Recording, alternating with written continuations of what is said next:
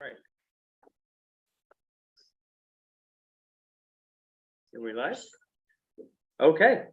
It is 7:02 p.m. on May 15th, 2023. This is the meeting of the Transportation and Circulation Commission, City of Lafayette, California. I'm calling this meeting to order. So first, let's just say all of the transportation commissioners are here, with the exception of Lynn Hedane, who's on absence. Just come down the line. Vianney, why don't you tell your name? Vianney Serrier, Commissioner. Ford Carr. I'm Carl DiGiorgio. Greg Brown. Stella Witherspoon. Yeah, and then we have several staff tonight, including Patrick Grolier. If I mangled that correctly.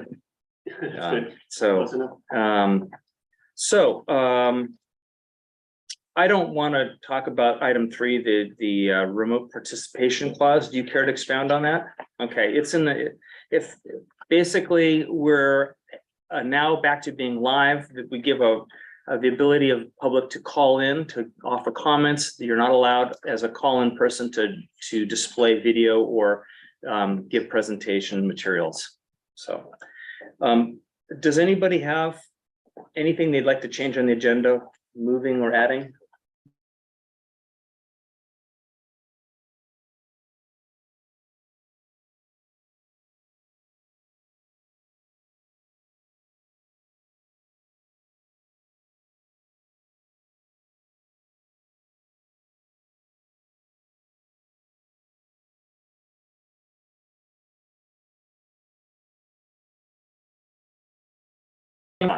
Anybody online? There's one hand. Okay, let's. They Okay, they were jumping the gun. Okay, that's great. Okay, item 6, old business. It says, I'm sorry. yep. There is a hand raised. I'm sorry. Okay, no, that's fine. That's fine. Let's bring in the public speaker. So Joe Thomas, unmute yourself and you can speak. Yeah. Hi. Can you hear me? Very well. Yeah, I know this has been spoken on at length at the last few meetings that I have been at, and it was brought up at length at City Council. I'm kind of speaking on behalf of our neighborhood, who is on a Zoom call currently. They met at our meeting at 7 p.m. at the same time you guys are meeting. There is a lot of frustration right now in our neighborhood, and a little bit of distrust of, I think, city government, because we have been a part of these transportation commissions the last 3 meetings, and there seemed to be kind of an overwhelming opposition of the median bike path that I know it obviously had been going on for a while, but it seemed like a lot of people may have not been aware of that. And then the Transportation Commission voted unanimously, and kind of it seemed that the vote was to not go along with the design of the project.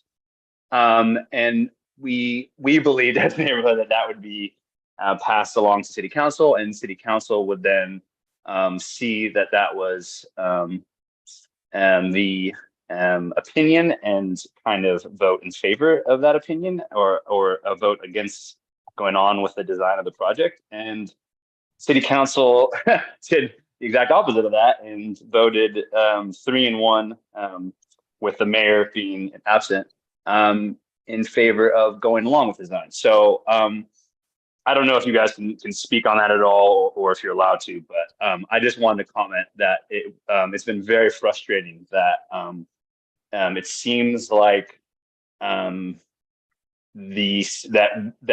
a lot of people that were frustrated and were opposed to the project were not heard by City Council, or if they were heard, we're not necessarily ignored, but so yes, there's still a lot of frustration going on, and I know that there's going to be continuing discussion about it. Anyways, that's it. Okay. Does anybody have questions for Mr. Thomas? Yes, I'm curious where Mr. Thomas lives. I'm in the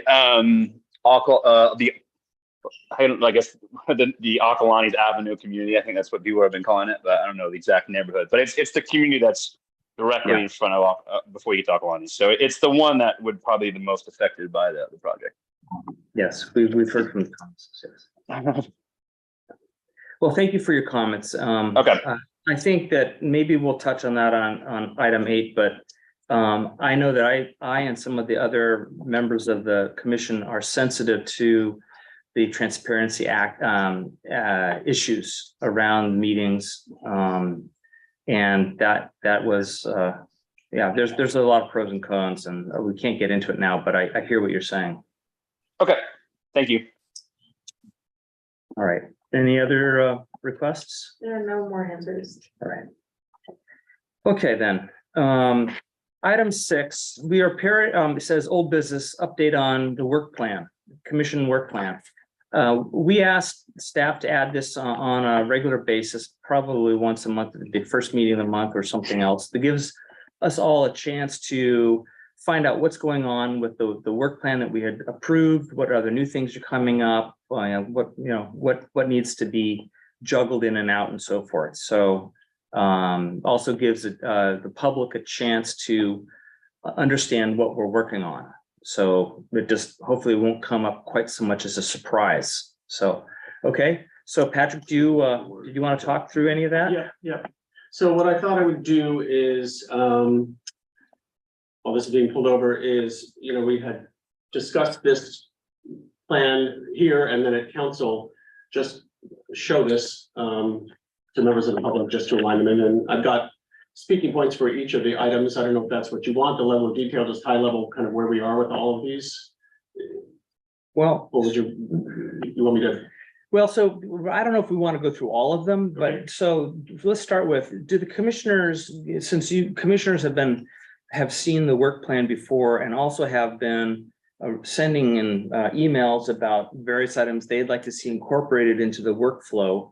Let's start with commissioner comments or questions for staff. Let's approach it that way. So, Patrick, my interest was twofold. First of all, any changes that staff feels needs to be, any modifications staff feels need to be made to the work plan. And staff wants to begin a process for us to consider those modifications, those changes. That would be one area of interest. And any updates, changes, or anything to projects that are ongoing right now, that we're involved with right now, versus something that is down the road that we're not working on right now. Yep. So rather than cover everything, which would take too much time, Yeah. that would, I think, would be my interest. Okay. And let me, if I can just quickly say, and I'm not, I mean, this is just not for me, and it's just not for the commission, it's for anybody, Right. that should be aware of what we're either working on right now, changes to what we're working on right now, or what we're going to be looking at in the very near future. Sure. Okay. So maybe I should just go category by category, since there's only 4 of them. The special projects currently underway, LRSP, Burton Valley project follow-up, Lomer into action plan, Olympic roundabout design, and Pleasant Hill Road multi-purpose pathway. This is kind of a catch-all for everything that engineering is working on, not my projects, but the team is working on. There aren't any changes or modifications to this list. LRSP is, the timeline has been extended into Q2. So that's the only real change here, but we are still very actively working on that. Burton Valley, we're talking about tonight. Lomer into action plan was approved in March and has gone on to CCTA. The roundabout and Pleasant Hill Road are still very much being worked on. In terms of ongoing programs, grant applications, I don't think there's anything new that I'm considering in terms of future grants beyond what we've talked about. School safety near-term implementation, actually Stella did ask for an update on that. Do you mind if I just Oh, definitely. go into that? Okay, so Stella did send me a question about the school safety near-term implementation projects, which are the near-term priority projects that council allocated money for staff to implement. And so what I heard from Mike is that let's see, sorry, I do have notes from Mike. The raised crosswalks will be constructed this summer on Stanley and on Spring Hill for the slip lane on Spring Hill.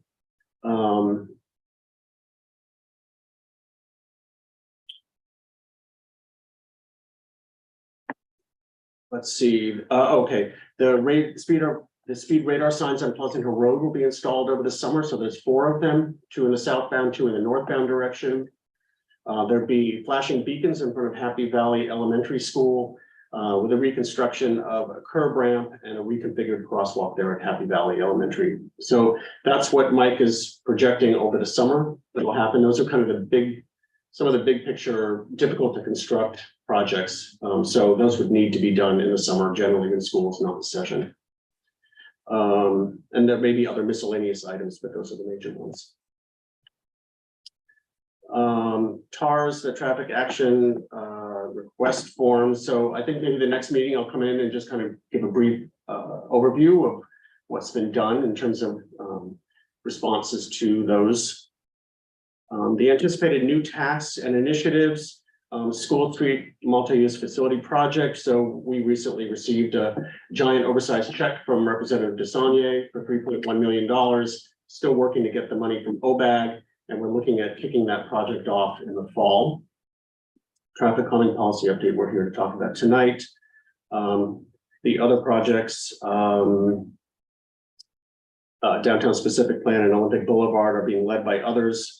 The good news is that the Pleasant Hill Road West Side walkway from Spring Hill to the staging area, I had applied for funding last fall for a TDA grant, and it is looking more likely that we will be given that grant. Oh, that's great. So, if successful, we would expect to get that money in the fall, and then we could start design on that project. Great. And then the next page, Safe Routes to School program. The good news is CCTA did get a good amount of funding to expand Safe Routes programming in La Marinda through the OBAG grant process. So some of that money is going to education.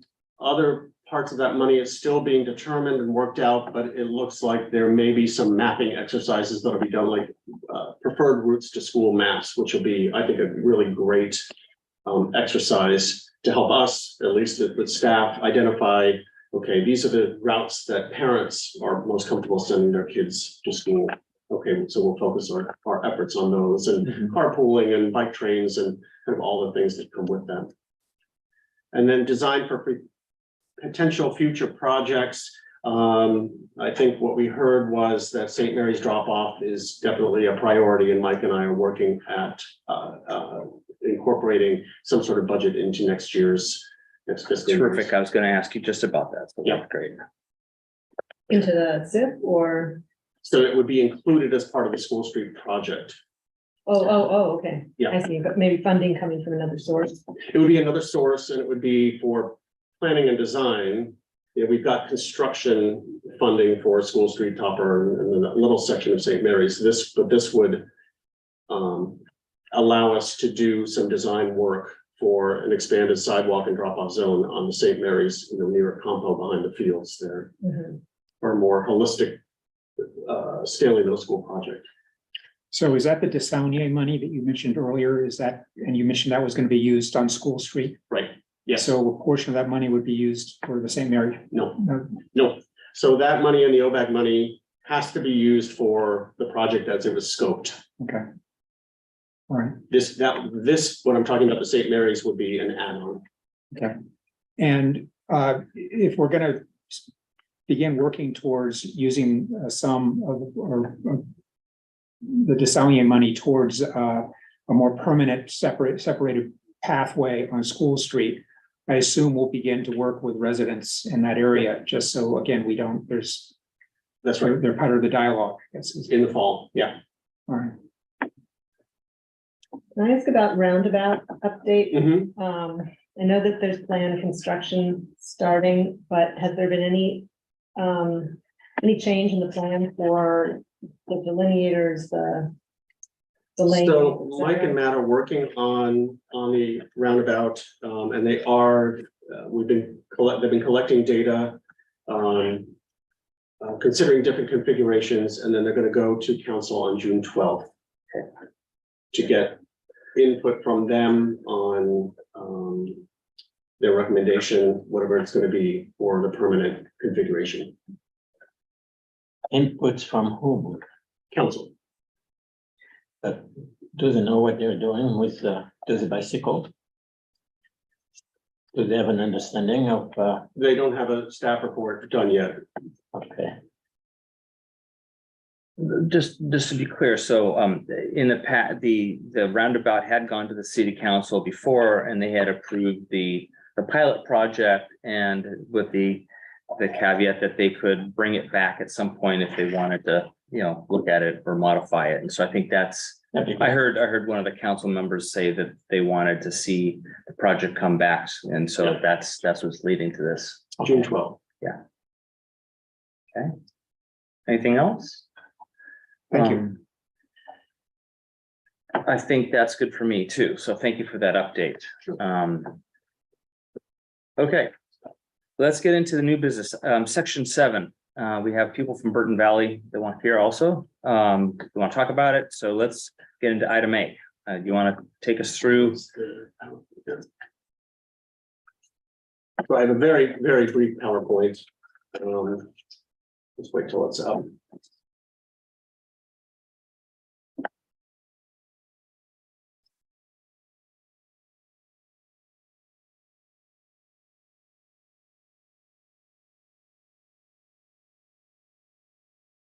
So I'm not going to spend a whole lot of time discussing the background to the project, given that we were here in March and reviewed the project in great detail back then.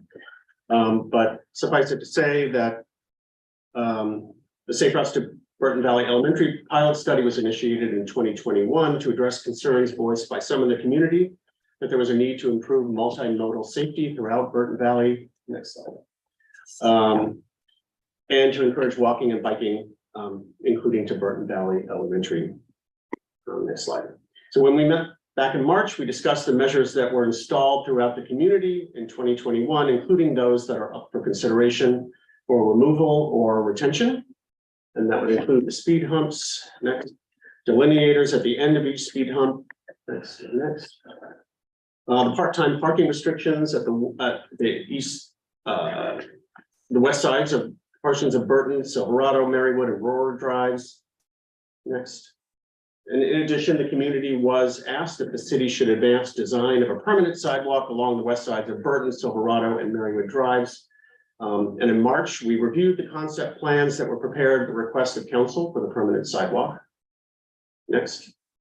We also discussed the results of the data collection and evaluation phase that indicated that the measures were successful in reducing speeds throughout Burton Valley, but that the measures had a limited impact on the numbers of pedestrians or cyclists recorded traveling on neighborhood streets. So I had explained at the previous meeting that my next steps in helping staff determine the final results of the pilot study was to solicit input via a community survey. And the direction that I received from the commission was to prepare a survey that would be simple to understand, but that provides sufficient information to community members about the measures under consideration, including the potential trade-offs. And since the March meeting, I prepared and mailed a letter and community survey to households in Burton Valley that were located within the limits of the pilot study. And the letter provided basic background to the project while pointing those who may not be familiar with it to the project website for additional details. In addition, the letter provided a link to a rendering of the sidewalk that I just showed a few slides ago with some narrative about the assumptions associated with the design and the potential trade-offs. The survey document itself was intended to be simple, providing space also for respondents to check off whether or not each of the measures should be removed or retained. And additionally, respondents were asked a yes/no question about whether or not the city should pursue the design and potentially construction of the sidewalk. So a total of nearly 750 surveys were mailed out on March 27th and responses due back by April 17th. Residents were given the option of completing the paper survey and mailing them back to me, or filling out the online version of the survey that was accessed via a URL or via the QC symbol. So my recommendation tonight is aligned with the results of the survey, which are shown here. This table shows each of the measures that were voted on, the vote for or against, and then the percentage as well. So the results were pretty clear, decisive. So my recommendation is that the speed humps would be retained and the delineators would be removed. But because the delineators are to be removed, the speed humps would be extended to the edges of the gutter to discourage drivers from using that space to avoid driving over the speed humps. In addition, we would remove the part-time parking restrictions, and the city will not pursue a permanent sidewalk in Burton Valley. So in my opinion, this represents a balanced compromise. So not only does it honor the democratic process, but importantly, the data collection effort did show that vehicle speeds were reduced as a result of these measures. So by itself, that represents a safety improvement for drivers, pedestrians, and cyclists throughout Burton Valley, and also helps to address the concerns of some in the community about traffic safety while removing those measures that weren't necessarily popular or accepted. Next slide. So the next steps after tonight's meeting would be to go to City Council with the staff recommendation with your input included in that staff report. And I would hope, I'm trying to get this on council's agenda for next Monday. So after that, crews would be deployed over the summer to make the changes. And this would represent the conclusion of the project. Okay, that's great. So let's start with questions or comments or questions for staff. Does anybody have questions they want to ask Patrick here at this Yes, point? they're gonna remove, excuse me, are they gonna remove all those white pickets, Yes, all of them? yes. Thank you. I was curious, you know, the staff report says 737 households. And looking at the chart, it looked like 339 was the largest response on one item, which is about 46%. Did you have any opinion on whether that is like normal for a survey? And it is what it is, but I just was curious if that had been, you know, discussed or no? I don't have an No, opinion. I'd be interested to hear from members of the community whether or not there were some that just didn't. Yeah. If there was a reason that some chose not to Yeah, respond. I was just surprised because I thought that there would have been a much higher response rate given all of the brouhaha. So, you know, I did purposely Xerox the survey in a different color piece of paper so that it didn't look like, you know, just junk mail. Yeah. Coming from the city. We promoted it via the Burton Valley Next Door, you know, social media. I had. I'm not contesting, yeah, I'm not contesting. No, the I mean, results. you know, that I don't think it was from a lack of, for most people, a lack of just not being aware of it. Okay, the next question I had was, are sidewalks, are they or will they be part of the local road safety plan? You know, and conceptually, the question was, you know, in general, there are no sidewalks. You know, how does the city address that kind of in the future? Is that going to be included in the LRSP? LRSP is not meant to be a blueprint for this must happen, more just a guideline for improving safety. Okay. So is that one of the measures? Sure. Yeah. Okay. It's not really part of what we're doing, but more general is how do we increase the safety training through training of kids and their parents? You know, one of the earlier slides showed kids walking around a car, which was one of the first concerns that I had, you know, seeing videos of kids walking in and out of traffic. So, you know, honestly, if the community doesn't want to, you know, put in sidewalks, then the question is, what can we do to collectively increase training of parents and kids and drivers? So is that subject come up with the school, or is that in the purview of the city staff? So I mentioned that CCTA has gotten funding to expand safe routes programming in Uh-huh. La Marinda. So part of that is bike ped education, and they're going to all the elementary and middle schools Okay. to do that. And I believe that they were at Burton Valley Elementary. So that's being run out of 501 Contra Costa. Yeah. Education programming. Okay, So that's good news. okay. Yeah. That's great. Those were all the questions I had. Who reaches out to the schools? CCTA or? No, 501 Contra Costa, yeah, for the education programming. Okay. They're not a part of CCTA? No. Okay. I have a question for the study area. What is the rough boundary? for the So survey? generally it was those streets where residents had to drive over or past a speed hump to get to their home. It went up to, along Roar, ended at Reed Drive. Mhm. It included all the streets that kind of go all the way down from, south of Roar, and east of Burton Valley, because they have to go through Burton Valley to get to anywhere else. So generally, that's what it was. That's the way that the map is drawn. Mhm. Okay, yeah, 737 sounded like a lot of households to me, so I was wondering how far you went. Yeah. Okay. All right, so, I have Yeah. one question. Yeah. So if there are no sidewalks and the white pickets are removed, is there a white line to delineate the roadway? There's a white line that delineates the shoulder. And there is room for pedestrians to be able to walk? Well, it's a parking lane where pedestrians and cyclists can use if there's no one parked there. okay. So, any other questions? And then let's just go to, public comment. We're gonna start with public comments for people that are here physically in the room, and then we'll go to those online. So Claudia?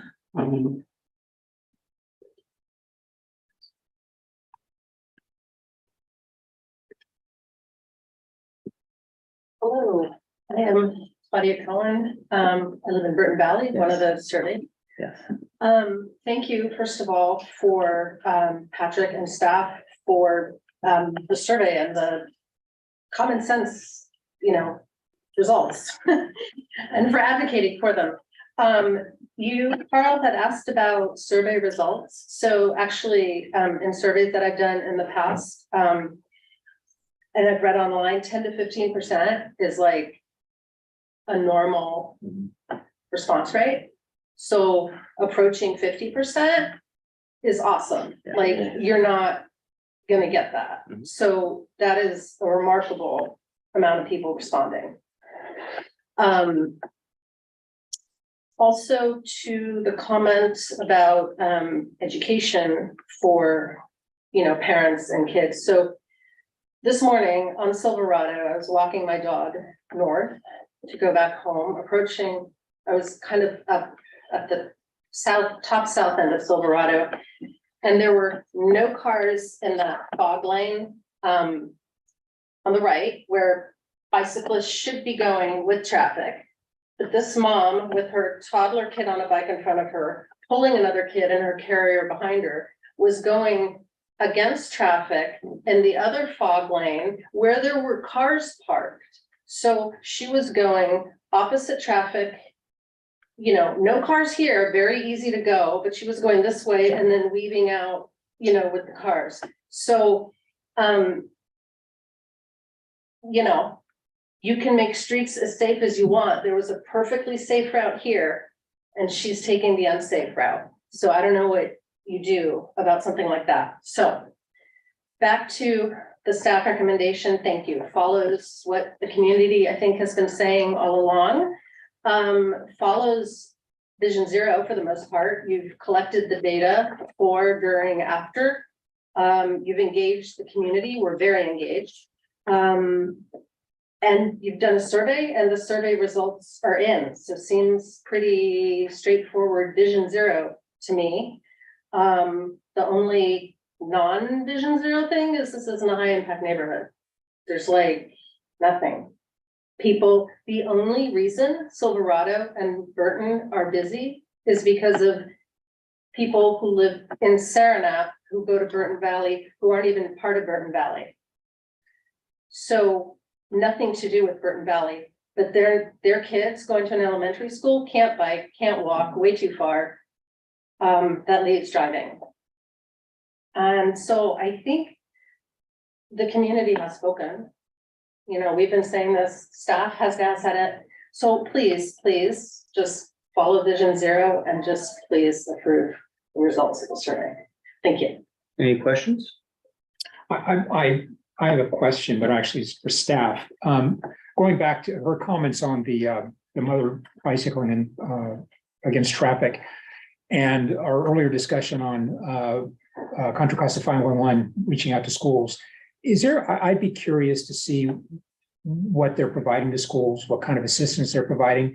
Can I contact them directly and get that information so I don't have to make you do? I'd be happy to do that if you can give me the name of somebody to contact, because I'd just like to find out what assistance they're providing. Yeah. Okay, Yeah. I'll contact you about Okay. that, but anyway. That's great. Okay, I would, thank you for the, yeah. Yeah. I would say it's a question of education for riding against traffic. Then that's, schools should be able to provide that. Can I ask one clarifying question? yeah, When you said you saw the mother walking against traffic, they were walking. Biking, no, No, she was biking. biking, they were all biking, so she was Okay. biking, and I don't think she had school-aged kids, I mean, there was like a 4-year-old, maybe 5, but I don't even think so, on like a bike in front of her, and she was on the bike, and then she had the carrier behind her, I mean, not the carrier, but you know, with wheels where you're like kind of pulling another Oh. kid behind you. So that wouldn't even be a, you know, necessarily a Burton Valley, an elementary school thing. I don't know what that would be. Okay, thank you. all right, thank you for those comments. Dorothy? I don't think I have anything to add. Okay. Just encourage you to approve. Thank you for being involved. Yeah, thanks. Mr. Foxon? Yes.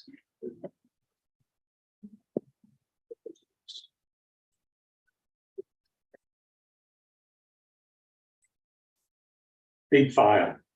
Don't worry, It's appreciated. don't worry. My name is William Fox. I live at 563 Marywood Drive. This is right at the entrance to Burton Valley. I've lived there for 37 years. Qualifies me as an expert, but that doesn't matter. What matters tonight, more than anything, is I'm here representing over 400 homes in the Burton Valley community. The group is called Burton Valley Safe Streets. For 2 years, Claudia and Dorothy and I have been working diligently to represent the interests of those 400 homes in the neighborhood, not only to preserve the character of the neighborhood, but in order to provide and improve for the safety in the neighborhood without going to extremes. Stella, there are approximately 800 homes in the entire Burton Valley area. Coincidentally, Patrick, our mailing list that we've used for the neighborhood is 737. Identical to the number that Patrick's used, so probably bought the same list. We also sent out our own private survey in February, which you were all copied on. In listening to our group, and it was a closed survey, it was not mailed to 737, it was mailed to 415 addresses. We had an 80% response rate. Okay, that 8, and I checked with our survey company, as Claudia mentioned, and those survey results were off the chart. They don't get 80% response. But our 80% response rate came in with results identical in the percentages to the survey that the community did through Patrick's survey. So that's actually 2 surveys which have the same results. You heard, oh, by the way, I'm glad to be here in person. I forgot to say that. I mentioned to Patrick earlier this evening that on 3 of these meetings that we've had over the past 2 years, I was in disembodied voice because the meetings were scheduled and I was out of state on golf trips. Well, this is important to me. You know, you're not going to get me back from Florida to attend in person. So hopefully there are just 2 more meetings, this one and city council.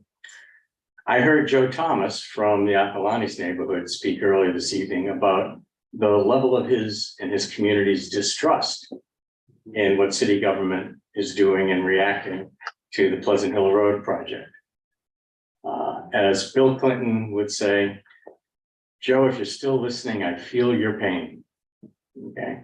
One of the survey questions that we asked our group was, has this experience in the Burton Valley pilot study increased or decreased your trust in city government to work for the common good of your neighborhood? If you remember that survey, 92% of 415 households answered, no, we just trust the city government to work in our behest. That's unfortunate. By voting tonight in favor of not only what the community favors, but in favor of increasing the safety in the neighborhood through the measures proven successful through the pilot study, you can vote with the majority without any question of whether you're improving safety or not. Okay. And after 2 years, we can finally get rid of some unsafe conditions which have been imposed in the neighborhood.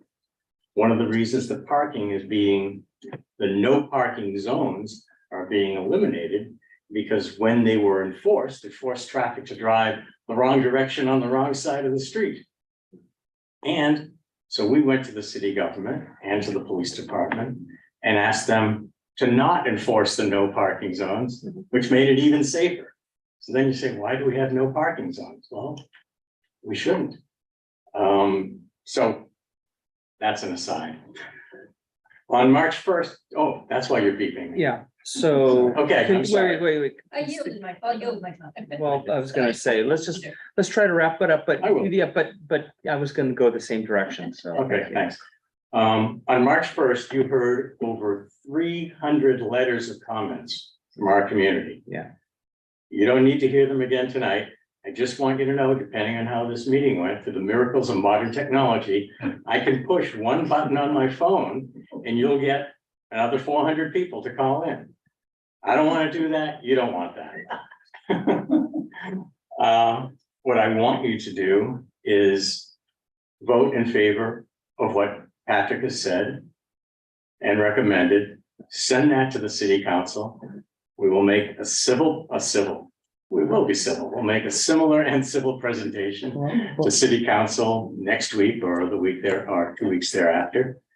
And hopefully this will be done.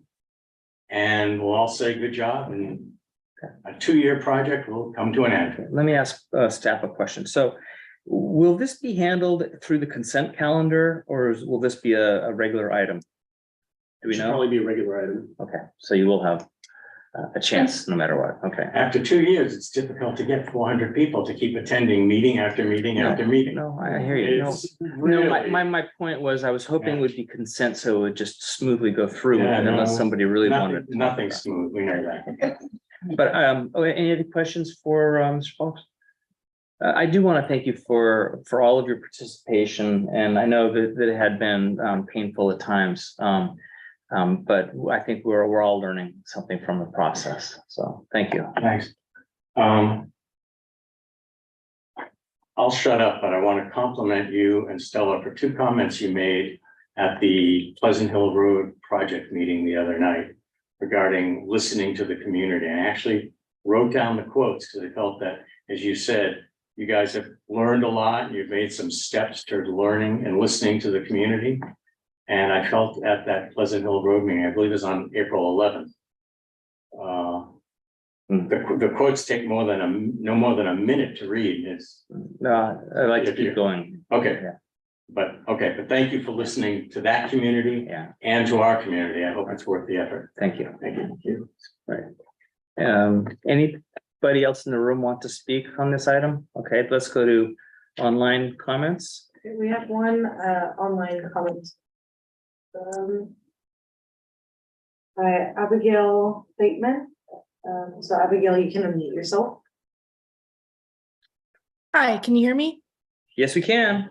Hi, I have two questions. And one is a question that we asked I and other folks in the community who are concerned about the safety of bike, peds, non-motorized road users, as well as cars, is what is the safest design that we could look at for our community? And we asked this at one of the very first public meetings where we are in person. And the city staff engineer at that time set a separated space for bikes and peds. So my question number one for the commission and for the staff is, what is the safest configuration for all road users in this community?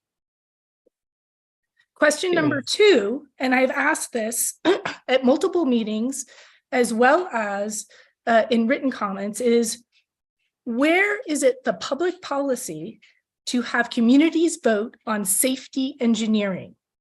And specifically in adopted policies, I know that it is prohibited to have communities make the final determination on what is safest on the street. We vote for elected officials. Our elected officials work with city staff and commissioners, but ultimately engineers in the city are responsible for making that decision. So when Patrick says this is a democratic process and the community has voted, I disagree. The community process is that we voted for elected officials who have adopted policies that allow staff as well as other professionals to make determinations on the safest arrangement of our streets for all road users. And that is what is democratic, when everybody has a safe space on our streets. So my two questions are, one, what is the safest alignment? Not what did the largest number of people vote for? And two, where in adopted policy at the city does it provide direction for this type of decision-making to be made by a community vote? And that is all I have. Okay. Any questions before any questions for Abby?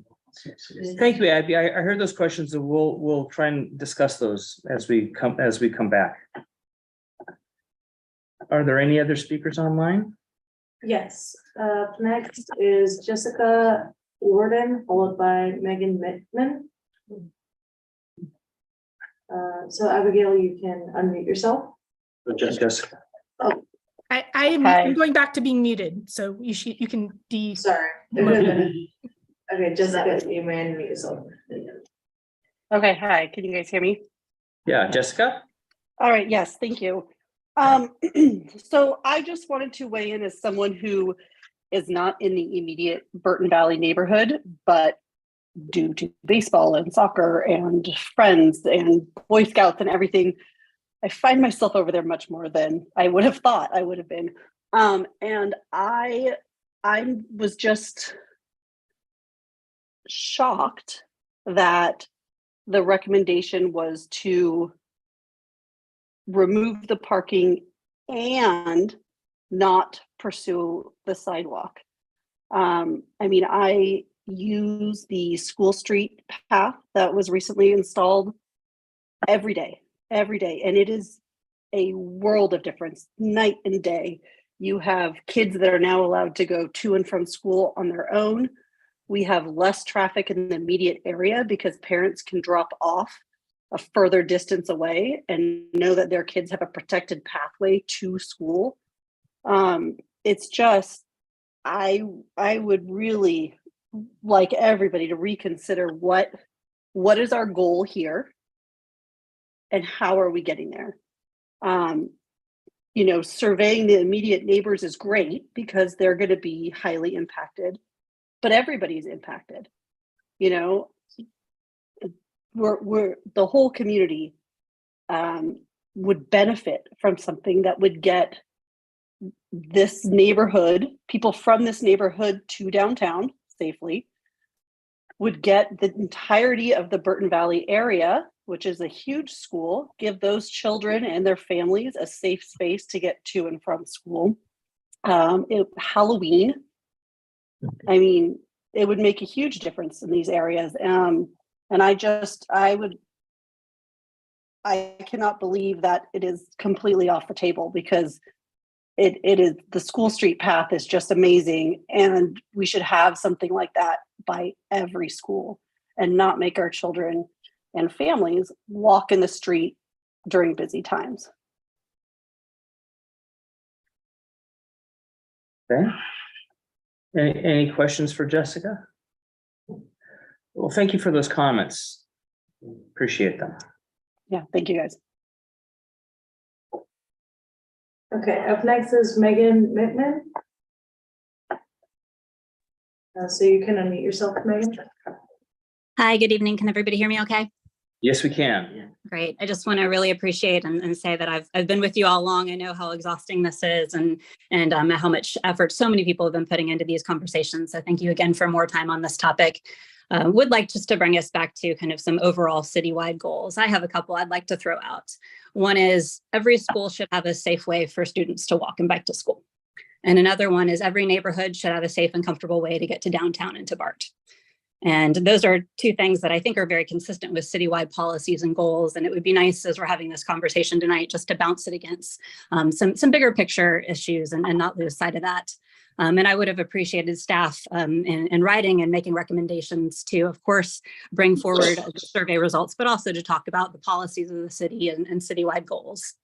And then let's just specific to the survey, a couple things to point out that Mr. Folkson didn't bring up. He talked about his mailing list and everybody he speaks to. So he also sent out a voter's guide to that same group.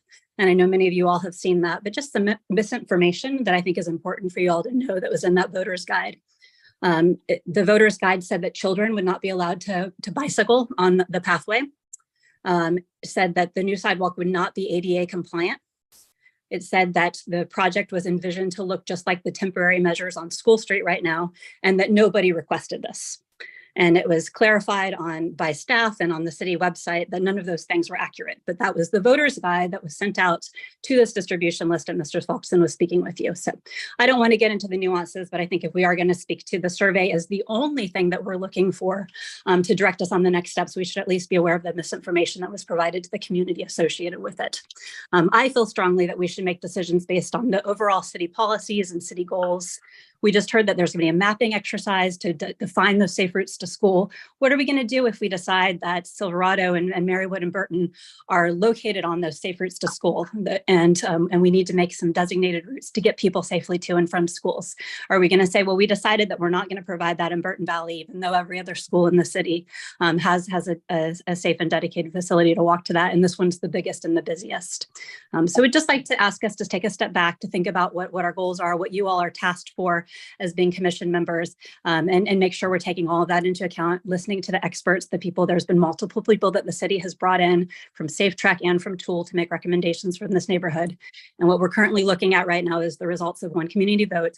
And as I mentioned, that one was based on misinformation to many people. And as Abby has mentioned, doing safety selection based on a community vote is also something I think we need to ask whether or not that's consistent with citywide policy. So thank you for the chance to provide some input, and I really appreciate all of your time.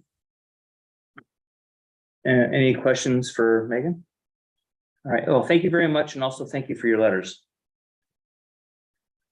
Okay.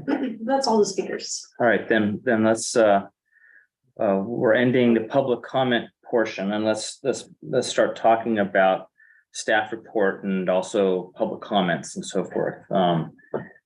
Does anybody want to start off with their thoughts on either the staff report or anything else to do with this item? Or should I? Go ahead. Oh, okay. First, and maybe Patrick, you can later, you can clarify or jump in on this, but there are some things that were not put to a vote that I believe the way it was phrased was there are certain citywide standards that we just wouldn't allow compromise on. And then there are things that we wanted to have done that in this case turned out to be not feasible, or more likely, maybe I should say, especially regarding, like, say, the pathway, which for me was, one of the things I really had hoped to see was a safe off-street walking path for people could walk to school. And given the constraints on the size of the streets and the community involvement, opposition to that, it didn't happen. Now, I guess the question then is, to Megan's point, are we cut off from ever considering a sidewalk in the future? If, is this going to be pointed back to and saying, well, hey, we agreed not to do that? Or let's say we had a magical gift of $50 million launched into our pockets. Would we be able to reconsider a sidewalk? I'm not, that's hypothetical, but so I don't know how to ask you. So, in the future, so the local road safety plan is going to be identifying what areas need to be addressed, right? And as someone mentioned, Vision Zero also includes a provision for public input.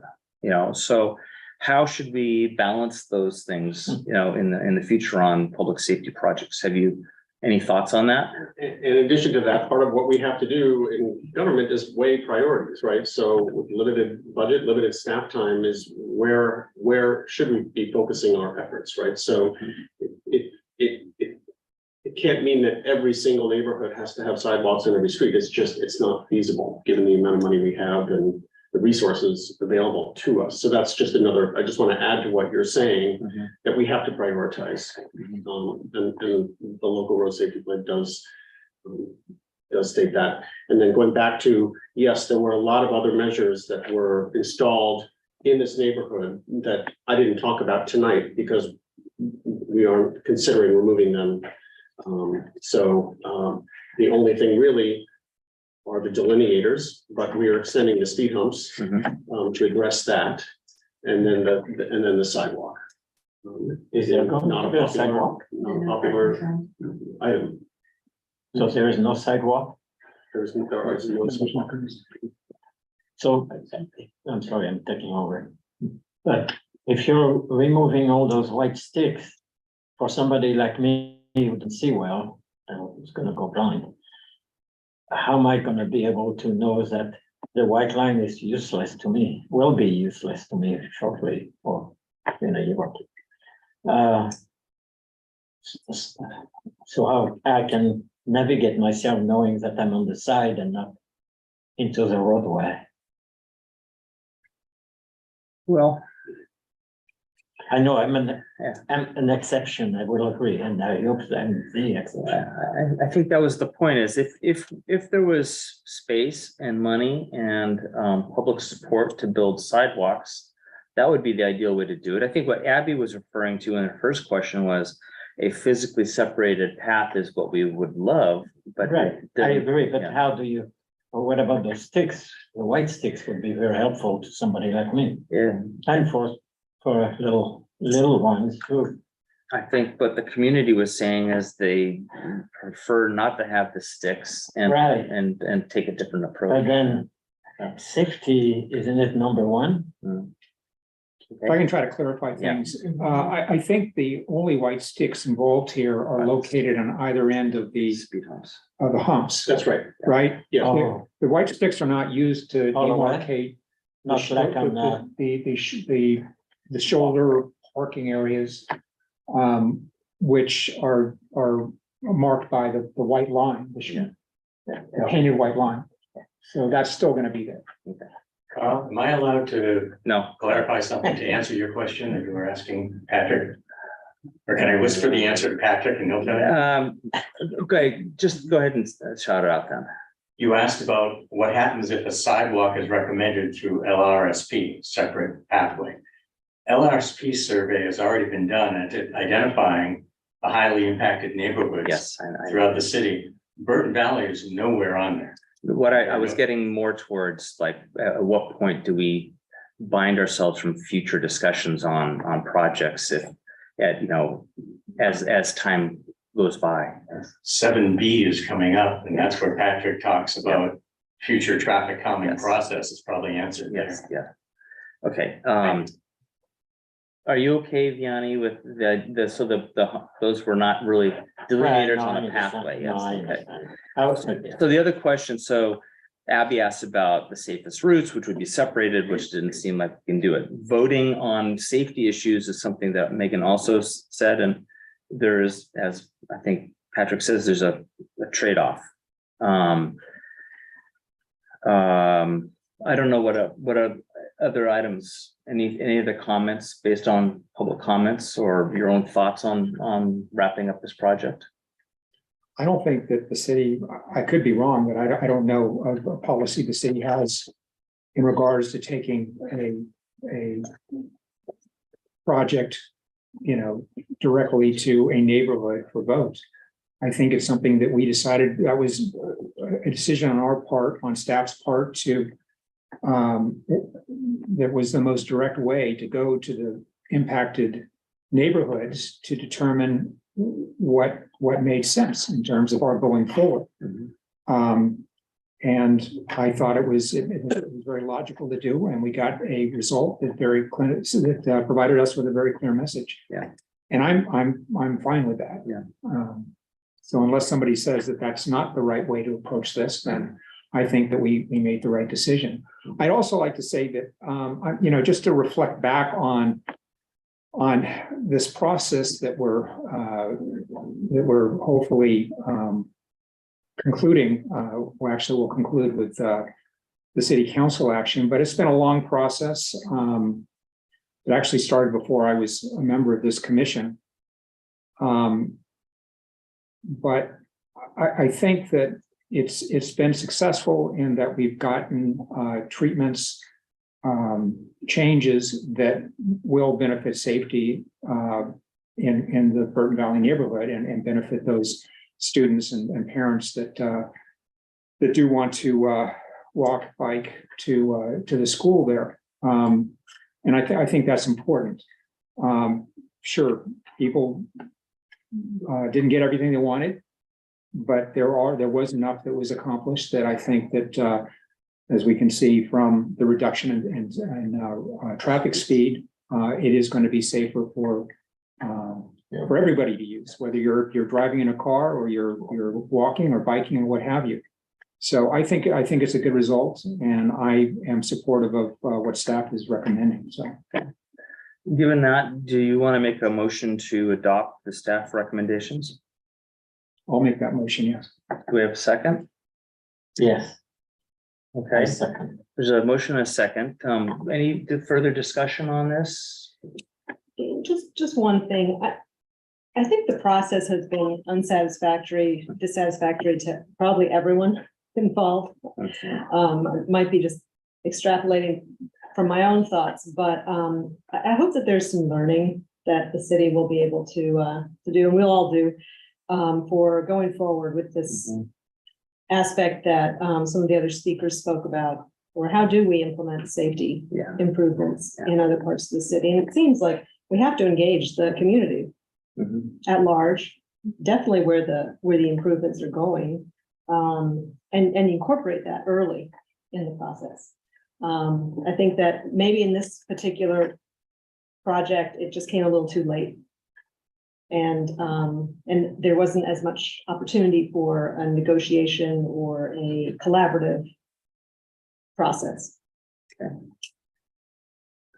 Can I add something about the question?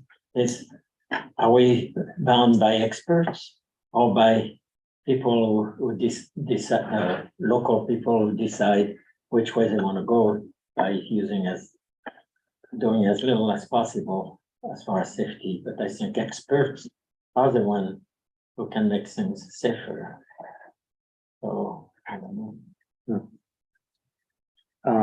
Okay, any other comments? It is a big dilemma, if I may say. Yeah. I mean, when you live in the city, all the locals, people living in their buildings, they are not being asked what's safer or where they don't have that kind of questions the city doesn't ask them, they have experts who takes the decision. Well, we do have staff and that also we also hire consultants and we have to also acknowledge that many members of the public are very intelligent and gather good Oh, I information don't- also. I don't So, I wouldn't think about that. so I go ahead. Yeah, just one last point, just say that the current general plan supports the incorporating the public in the process. Right. Oh, In the design and decision-making process. Thank you. All right, so I want to call the vote then. We had a motion to adopt and a second. I'll go down the line. Biani, Yes, Bart, Aye. I'm I. Aye. So it passes unanimously. And again, thank you to all the members of the public, both here and online, for all of your participation in this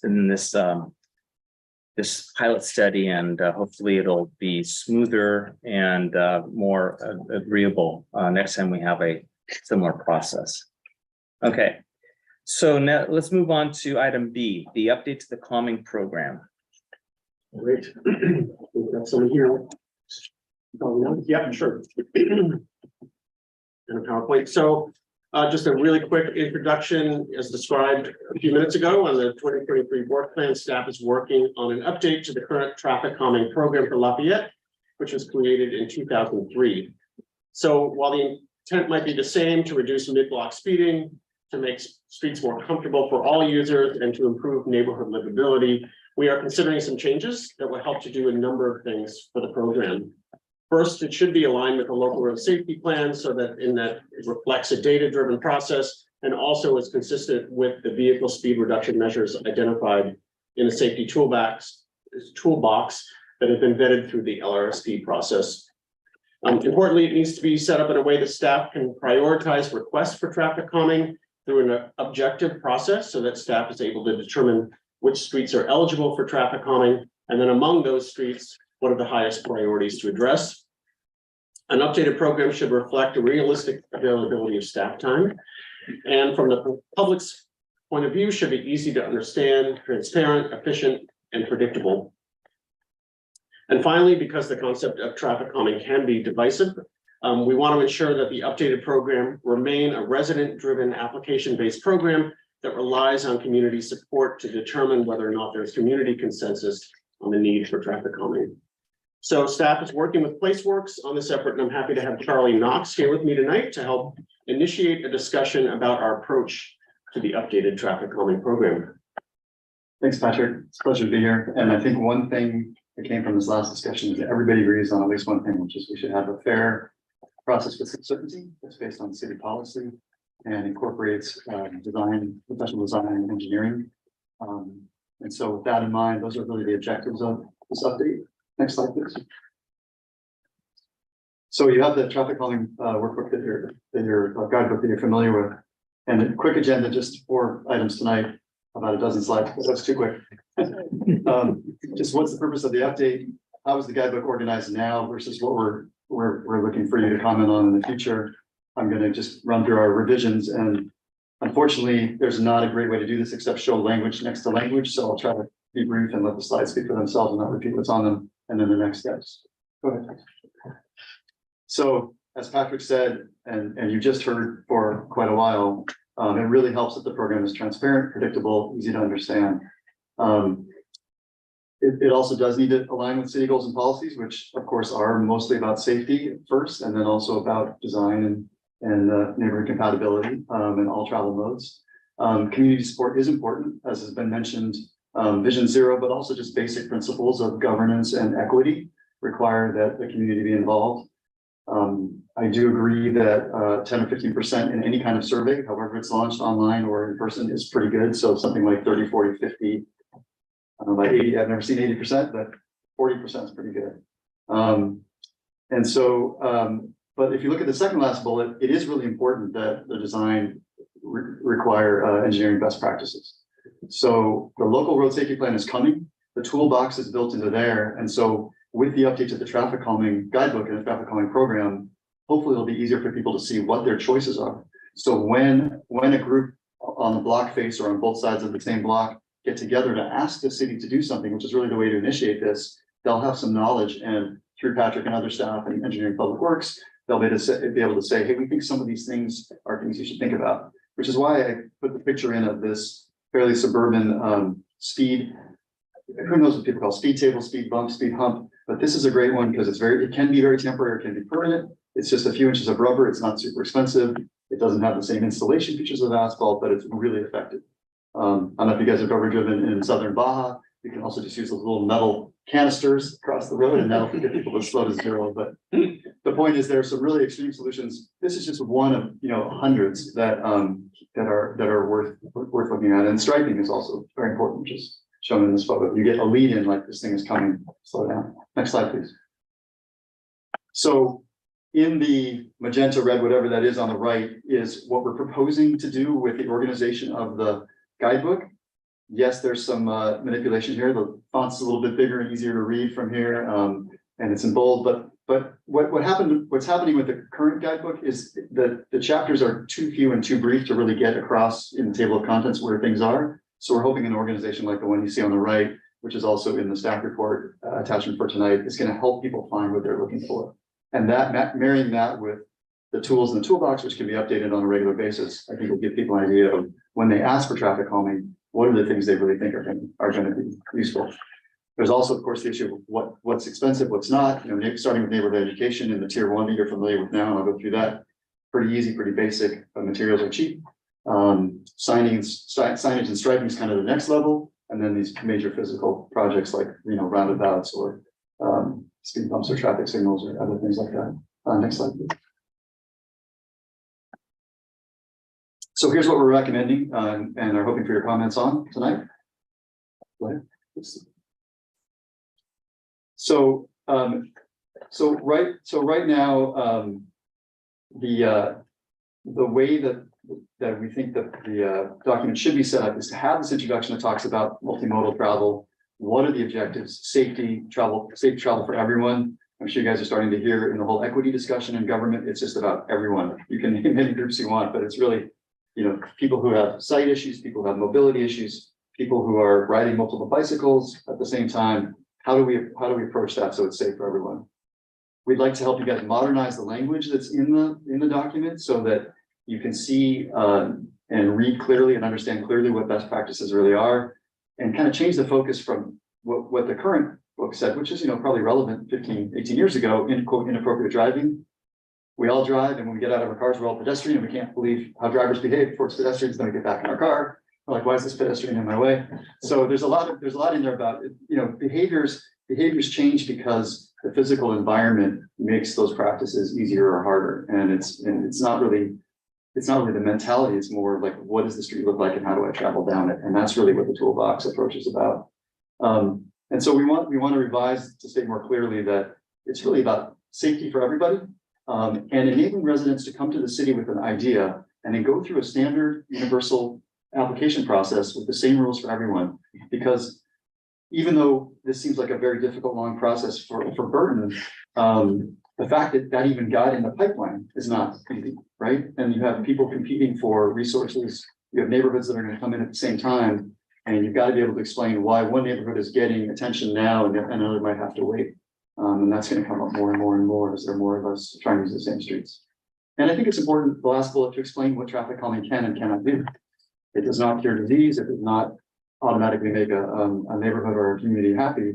And one of the kind of underpinnings of the discussion earlier tonight is that, unfortunately, in community government and community conversations, not everybody getting all that they want is somehow a measure of success, right? And people always value the thing they don't get at a higher volume than what they do get. And so that's what you usually hear is that we didn't get this, but you also got all these other things. And so part of what the traffic calming program update can do is explain to people what is achievable through traffic calming versus what is not. Next slide, please. So the current goals are on the left, the recommended goals are on the right. I'm not going to read them all, but basically they just get at this whole idea of a consistent, fair process with an understandable outcome, with information from the community to the city and from the city back to the community, and specifically for the engineering solutions to talk for the Public Works Department and other city staff to be able to talk about why certain engineering solutions would be the ones that might be the most appropriate in a certain area. Again, framing that in the context of what's feasible economically, financially, is important, but people may come into a neighborhood might come into this discussion thinking, this is the thing we need is a speed bumper, the thing we need is a sign. And engineering design best practices might say, no, the thing you need is just to make the street look narrower as you come into it, and we can do that with street trees, or with different street trees than the ones you have. And it just opens up a lot of possibilities for more people in the community to get attention, so that not necessarily the most expensive treatment in one place is necessary. That allows you to spread around the resources to more than one community or more than one neighborhood. And again, the coordination with Safe Routes to School, Safe Routes to Transit, that's all part of coordinating between the traffic calming program and the LRSP toolbox. Next slide, please. Same thing with policies. We've got some pretty long involved policies that really, I think, amount to the things on the right, which are, we're trying to discourage cut the traffic. We're trying to, deal with traffic volumes if we can, but it's really speeds. It's really the speed, right? And then we're trying to conform the traffic calming measures to what makes sense in a specific location. Because we're really talking about, in a lot of cases, one block, the two faces of one block is really who it affects the most. And we don't want the traffic calming measures to push traffic elsewhere unnecessarily or create substandard conditions. Next slide, please. So here's the proposal for the process. It looks like a lot of steps, and you could combine them in your thinking too. One step kind of just fades into the other, but basically the community request action. You've got to support that with at least 50% of the people who reside on that block face, both sides of the block, wanting to do this. And then the next step automatically is a neighborhood education kind of FAQ kind of stuff from the city where, hey, did you know that when you as a community see this issue, here's things you can do. So organize a neighborhood watch group, make sure you guys all agree that you're seeing the same situation. Take a pledge to travel safely on your own street. I'm sure you guys have seen that just as a fairly safe and diplomatic example, a lot of times when people come in and they say there's a parking issue in front of my business, who's actually parked there? I am, and my employees. So it's the same kind of thing. I mean, you got to be safe on your own street. And then step 3 is really the important one because this is where you establish this kind of independent objective criteria. So rather than just having people come and say, this is a problem, well, let's take a look at it. We'll put out the speed sign, it gathers data, and we'll determine based on speeds and volumes, what's around it. I mean, do you have a big open lot that looks like something you should travel through quickly? Is that a factor? And what, I said before, like, what's the median or the sidewalk? We didn't talk before in the last item, but a sidewalk definitely makes people slow down, because they see, oh, there could be a pedestrian there. A pedestrian in the street makes people slow down too. So what are the adjacent land uses? What's our history of collisions? And this is really important in terms of comparing to, if there's multiple requests the same year. I mean, obviously, based on Vision Zero, if we've got a neighborhood where we've got collisions and it's up against another neighborhood as a priority that doesn't have any, that's a pretty big factor. Is it a bicycle pedestrian route that's used on a regular basis? What is it close to? What's the condition? And one thing that's not written in here is it an evacuation route? Because major evacuation routes are going to get slightly different treatment in terms of what design and engineering practices can allow than our local roads. And in general, the arterials and collectors that make up our major evacuation routes are probably not the streets where people are going to come in with traffic calming requests. But you never know. So from evaluation ranking, you go right into engineering design. I think this resolves one of the issues that was part of the last bit of this conversation. So what is suggested by city public works staff based on the problem that the community brings to the city and the evaluation by the design and engineering professionals will be ranked on the basis of these criteria. And then the city, and this is very different than the current process, will come back and say, here are the tools that we would use in this situation as we compare your situation to the other situations around town that are in the same time frame, and determine which ones really are going to get the attention this calendar year or this 6-month period. And then the city would inform the applicants. There may only be one application at a time. There may be multiple as to what those engineering design best practices would be and what they would be able to accomplish. Then in each pool of applications, and it's written quite a bit more detail in the recommendations and in Patrick's report, but basically there'd be some kind of regular cycle. So the requests for traffic calming could be accepted anytime, but there would be some period, like let's say the fall, where the Transportation Commission comments on them and council decides, okay, this is the group we're going to look at next year. Because you can have a rolling application process, but you can't constantly be comparing each one that comes in with the ones that are already in the pipeline. It makes it impossible to get this construction done. So Transportation Circulation Commission, like we're at tonight, then City Council, then implementation. The reason it says implementation or construction is some of the solutions might not need physical construction. They might just need education. I think I would put striping and even signage and construction. So maybe 10 towards construction, but it may, hopefully there are some situations where it's just a matter of education and awareness and people understanding, hey, there's another route I could take instead of this one, for example. And then monitoring, which is kind of where we started the discussion at the last item tonight. And the one thing I'll say about monitoring is there is value in determining whether the solutions are working or not. I mean, that's something we all agree on, and it can be data driven. It's not an opinion. And there are multiple ways to get at whether things worked or not. And I think where this discussion on the last item started was just a demonstration of these things worked, these things didn't. So even though people voted on them and the vote tended to coincide with what worked and what didn't, you can just independently do the monitoring and say, this worked, this didn't. There's no point in trying to continue this piece. Next slide, please. So you guys know this already, but these are the levels of traffic calming measures going from simplest and cheapest to the most expensive and most difficult and the ones that take the longest. But the reason I thought this slide was important was just trying to group it into these three places, because striping and signage can be very, very efficient, and it's kind of the in-between, and it's often the kind of the easiest compromise or consensus. And it's often a good way to figure out if just that second level will work in a situation where people may think they need something in terms of a capital project and may or may not. Next slide, please.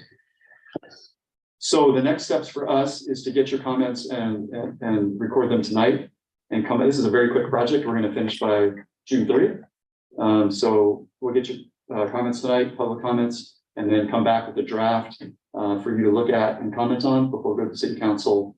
I'm thinking mid-June-ish. I think that's the last slide. Okay.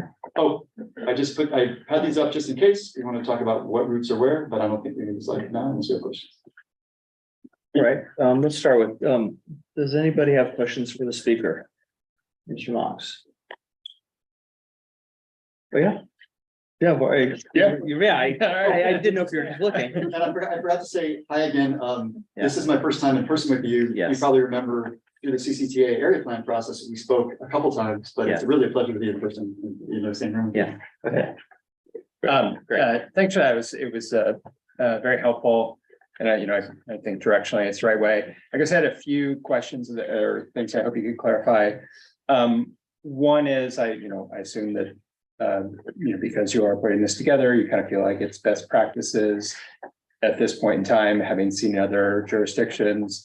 But I'm wondering, sort of what do other comparable jurisdictions either have or are going to, or, do you believe it would all be kind of incorporated into what's proposed to Lafayette?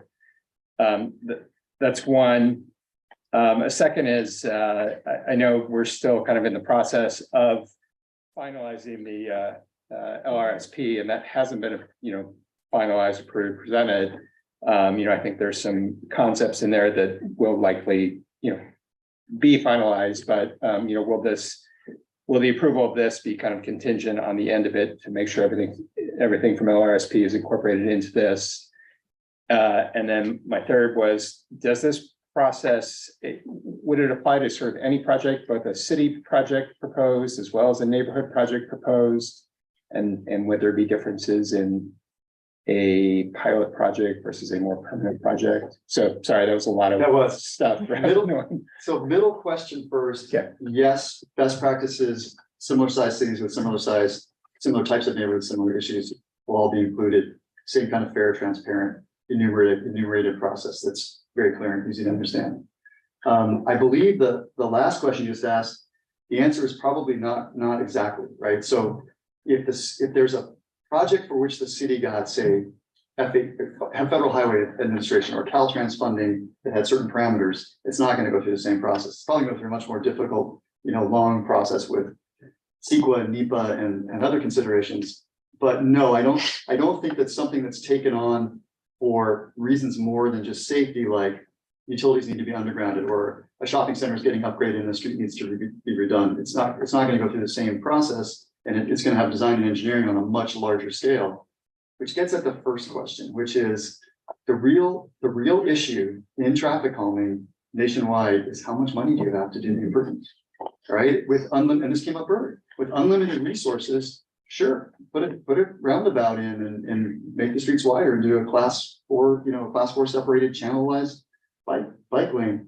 But the other thing that was really important in the current traffic calming guidebook that's going to stay in this one is there's something about community character, which again is why I showed that slide, which wasn't from Lafayette, but relatively similar in some ways, because each street is different, and even if you were to have the money to do almost anything, that doesn't mean that in every location doing that same thing is the right thing. And so I live in East Bay, I live in Albany, and my personal feeling as an everyday bicyclist, and maybe a once or twice a week driver, is the bike boulevard to me is the sweet spot, right?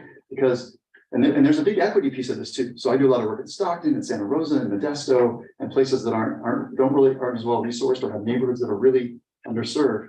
And the bike boulevard is a great one because the striping and signage is huge. You cannot miss the giant 20-foot long bicyclist in the road. Everyone knows how to behave in the street. And, I'm, like I said, I'm an everyday bicyclist. And a lot of times I'm a little wary of the channelized bike paths or the class 4 facilities, or even some of the class 1 and 2, because the bicyclists who use it don't necessarily bicycle the same way they would if they had to look out for cars. So there's a lot of different mentalities and different kind of cultural pieces that come to this and different situations. And you guys are aware that in any kind of traffic encounter, your brain is processing 50 different variables at the same time. So I wouldn't necessarily say that a bicycle path separated from the street is always going to necessarily be safer than some other option. It's certainly going to be safer than the vehicles or than non-motorized vehicles being next to motorized vehicles. Where I live in Albany, people with food delivery on gasoline powered and certainly electric powered vehicles use the bike path as if they were bicycles. And if you tell them in a very gentle voice, of course, that's not a bicycle, they say, sure it is. So I think the main thing is to respect and honor the context of the particular street, because it can often just be one block where we're talking about or multiple blocks. See what the neighborhood really is dealing with, and then come up with best practices that are proven now in a lot of different locations as to what's really going to work best. Because even if you had all the money in the world and you thought, I need a 12-foot wide, 2-lane striped non-motorized vehicle path to go through this location, that doesn't mean that's how it's going to get used. And it may solve one problem and create another problem. I think I answered, I think it was 3 questions. Yeah, thank you. Mark, were you asking about the similarities between what we're proposing in other jurisdictions in terms of the process and the way that we're proposing setting this up? Yeah, I mean, I kind of the process that other jurisdictions have, and then what they're moving to. I would assume what the proposal here is kind of current best practice, but just to confirm. Still? Yeah, I have a question. So what other cities would you say are our similarly sized comps that you'd be looking to? I knew you were going to ask that. But no city is quite the same. Patrick and I in discussion kind of settled on Seaside, which did this recently and has some of the same situations. And it has a little bit of hilly terrain, some flat terrain, some curvilinear streets, suburban subdivisions, some grid streets in downtown. But there's a lot of examples out there. Seaside, California, not Florida. Seaside, California. How about Orinda? Yeah, Orinda's an example. I think you guys have a little bit of more of a variety and a little bit less of the super steep hills right next to the Right. Do you know if Piedmont has created a traffic calming guidebook? I don't think they're as far along, but we can definitely take a look. And I also hear in your question, like when we come back next month, let's list out for you where we looked and what we found. I think that's a good. Yeah, that would be really Good idea. helpful. I have a couple more questions. You showed up. Oh, can I interrupt you for 1 second? Yeah. The other thing Patrick can tell you that he probably doesn't tout a lot is he did something similar in San Francisco, which has, you know, a ton, like 1,000 different looks in the neighborhoods. Generally more dense, generally more grid, but also some relatively similar kind of more spread out geography. And I'll let you tell him off, I'll let him tell you offline, you know, what some of the issues they faced were, but I think they really looked at a huge breadth of traffic calming measures, some of which I don't think would work here at all, but are still out there available in the toolbox if something came up that happened to match. Okay. Sorry, man. Yeah, so you had a slide up that showed that this would pertain to the 3 levels that are in the current guidebook. Is that right? Yes, but One, instead two, of and calling, three? them tiers or making them the hierarchy that initiates action or frames the action, I wanted to try to make them more like these are 3 ranges of solutions. Instead of them driving the process, just have people aware that if you start with the first one and it works, great. If you don't, you may need to go to the second. But the engineers and designers might tell you, don't even worry about those first 2 because you got such a bad problem, you're going to need some physical project in the street. Mhm. But unlike I think how we got to where we might have gotten earlier tonight, the process is going to be set up so that the engineering design professionals get in early and are able to say, we think the problem you've articulated necessitates, you know, the second or third group, or we should really try the first one first because we think it's going to be all the toolbox tools that you need. And so I assume that there would be a new version of the transportation action request form. that Well, would be- I think so. I mean, Patrick and I have been talking about that. I think it could be simpler and more aligned towards this setup. So yes, And we are so- planning to do that. It sounds like you were saying it would be more soliciting the problem from the residents. Yes, Not necessarily asking them, how would you solve it? yes, exactly. Okay. Exactly. I mean, I think the difference between the current situation in part discussed earlier tonight would be more like, tell us there's a problem and tell us with enough personnel from your neighborhood so that everyone's kind of at least in agreement there's some problem. Tell us what you think the problem is. Let us look at it. Let us tell you what we think it would take to resolve this. And as we evaluate that from a professional design perspective, let us look at what other problems people have brought up and see where that fits in prioritizing what are the most difficult problems to fix.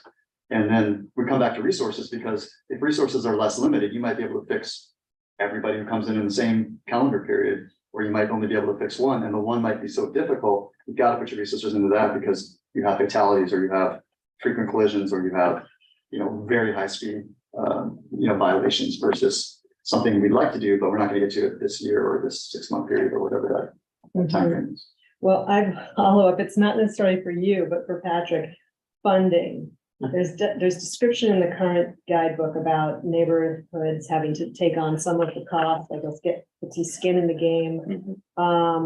We had, I think, probably around the time that Burton Valley project started, $93,000 in the traffic calming sinking fund. Where will the money come from? Is there a, So, yeah, I mean, you know, we still have some money in that sinking fund. Mike has been kind of leveraging other projects in some neighborhoods. You know, he's doing a resurfacing project and he will include speed humps to get some efficiencies out of that. But essentially, we are, you know, balancing the need for traffic calming versus street maintenance. I mean, it's the same budget. So yes, we still have that sinking fund, some funds left in that. But moving forward, it really is we really do want to identify priority here because it will come at the cost of something else. I don't anticipate us getting another sinking fund. okay, well, I guess that's a challenge for city council to take It is. on. Because once you have this new process in place, if you don't have funds to actually act on any of the requests, then. Well, Mike has his budget, right, which is, streets, right, for streets, right. So, and he's got a number of different funding sources from that, Measure J and gas tax and other sources, right, so. So maybe that will be the way in which these projects are funded. Correct. As opposed to the prior process where the city council was putting a small amount in every year, I think, into the sinking fund and just kind of holding on to it. I thought the sinking fund, I mean, this is going back a number of years, way before my time, but I thought it was a one-time, here you go, Tony, Tony Co, here's $100,000 or whatever it was, Oh. 93, for traffic calming, and it was just kind of slowly depleted. Oh, okay, I didn't, yeah, I don't know for Mr. sure. Chair, if I may, Yeah, the other big issue is equity. I mean, we're all so much more aware than we were a short time ago about how the pay to play is set up in any of these government functions can create inequities. I mean, I think if you want to talk about the best practice in transportation planning, it's, you know, put the effort equitably across the community, and which can mean especially in places that have had no attention in the past or deserve attention that they haven't gotten. So yeah, there's something very different about how transportation planners view equity than there was 5 or especially 18 years ago, which really argues against promoting the idea that a neighborhood or a street or a block can get something just because they've got people there who are willing to fund it. That doesn't mean there aren't things they could do anyway, like plant trees or maintain the trees or, you know, hire the tree company or whatever. But as far as like real physical improvements in the street, the ability for a neighborhood to pay for it probably is not the primary factor that the city council should be considering in terms of equity. It should be, how badly do we need it? Where's the place we need it the most? Yeah. And if it turns out to be the place we need it the most, it's a place that also wants to fund it. I'm sure there's ways to do that, but Yeah, I but don't, just stepping up and requiring the community to put that piece into it is probably not a good starting point. I don't know if that was, that was pay to play, that you would get to do what you wanted because you were gonna pay for it. I don't think that was You how. just it got worked. more, I think you got I more. think it was more that if the residents really wanted something, they were showing their interest by willing to put something into it. And I don't know what that amount was, but I mean, I know a sidewalk up in Gary Bacalani's was about 100,000, which I think it's just hard to imagine that it only cost that in Right. 2010. Yeah. That I think it was about 70,000 grant, 30,000 neighborhood. Well, and there's all, I mean, so then there's a whole bunch of other options like enhancement, infrastructure financing districts, community development corporations, CDCs, a litany of planning TLAs, to be letter acronyms or 4-letter acronyms. So there are other ways that the community, I mean, if it were downtown business improvement district, landscape and lighting districts, the homeowners associations can contribute. So it's not like an area that really needs a traffic calming solution couldn't participate. It's just the idea is the fact that it can participate shouldn't be a deciding factor as to where the energy should be expended. Sure. Yeah, thank you. and more? Maybe one. Okay, Bart, Deani? Sidewalks, we maintain sidewalks, right? It's a residence, don't they? Say again? Oh, yeah. Well, you know, every city is a little bit different. But. But in general, under California law, until the city makes a different arrangement with you, the sidewalk is part of your responsibility as a property owner. Most cities meet the property owner somewhere in the middle in terms of paying for sidewalk improvements. Okay, but I don't know the if situation. there is no sidewalk at all, would the resident be asked to pay for it? Or is it go back to the city? Got the city council policy, and this gets at the comments we heard from people who were not in the room but online is what's the adopted city policy? And I don't know for Lafayette, if there's a sidewalk gap, how it gets filled. When there's no sidewalk at all, that's even a different situation than repair or maintenance or filling a gap. In general, if there's a gap and the gap is less than a block, as a new house is built, the new house is going to be responsible for building the sidewalk. But if the whole block doesn't have it and it's all occupied with built homes, it's a different situation. So I don't know what the adopted policy is. And it's part of the walkways master plan and those are the gaps are prioritized in that document. Right. But sidewalks would not be included as a traffic calming. Yes, right. They would help to slow down traffic somewhat, It depends. I mean, it depends. It because depends. it narrows the streets, right? It depends because like in some situations, and this might have been the case when people were talking about sidewalk in Burton Valley. If the sidewalk doesn't do that and there's already a curb, it may not make a difference. In general, if a sidewalk is really close to the street, and I worked on a project like this in Burlingame on El Camino Real, you would think the sidewalk would deter people from driving quickly, but the situation there was such driver frustration because when you went from Millbrae to Burlingame and then into San Mateo, the two other cities were such higher speed, people just drove the same speed through that much narrow, I don't know if you guys know this, it's a lane of eucalyptus planted by McLaren. The area. And so buses included, they just drive the same 45 miles an hour, even though the speed limit's 25. Because, so that I'm just traveling on Oak Route, it's a high speed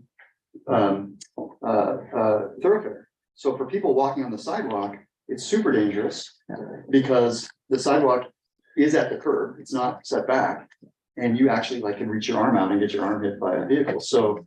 Oh, I No. appreciate that, but I think we're getting off topic a little. No, I think it's good. I mean, I think the sidewalks aren't really the standard.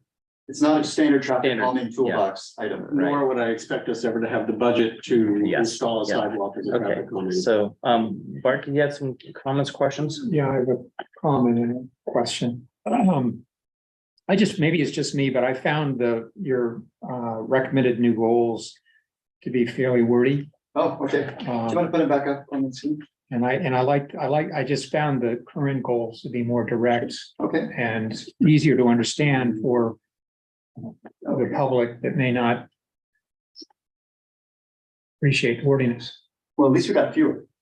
But sure, we can, I mean, I think that's probably a sign we're trying to do too much, and I'll get back to Patrick on the next draft to you and take that to heart. I mean, because really what the first one is including everybody and making sure it's related to design and best practices. The second one is this should be a community building process. The third is be fair, consistent, and transparent in the process. And the fourth is about equity geographically, and the fifth is make sure you coordinate with the Safe Routes to School and other city programs. So we can write them more concisely, and hopefully you'll like the next batch better, but that's really the key. I mean, these could each be, one line, but the idea was to try to explain what was meant by the words, which is probably a challenge to write them better, so we could do that. Thank you. And then looking at your implementation process, so the public is involved, certainly they're involved in requesting the action, they're involved in, they're being involved in neighborhood education. And then you go into step 3, evaluation and ranking, step 4, engineering and design, before you hit step 5, where you inform the public what the result of the staff actions are, staff engineering actions are. So my question is could that potentially be problematic because the public isn't involved, potentially isn't aware of what's happening in steps 3 and 4?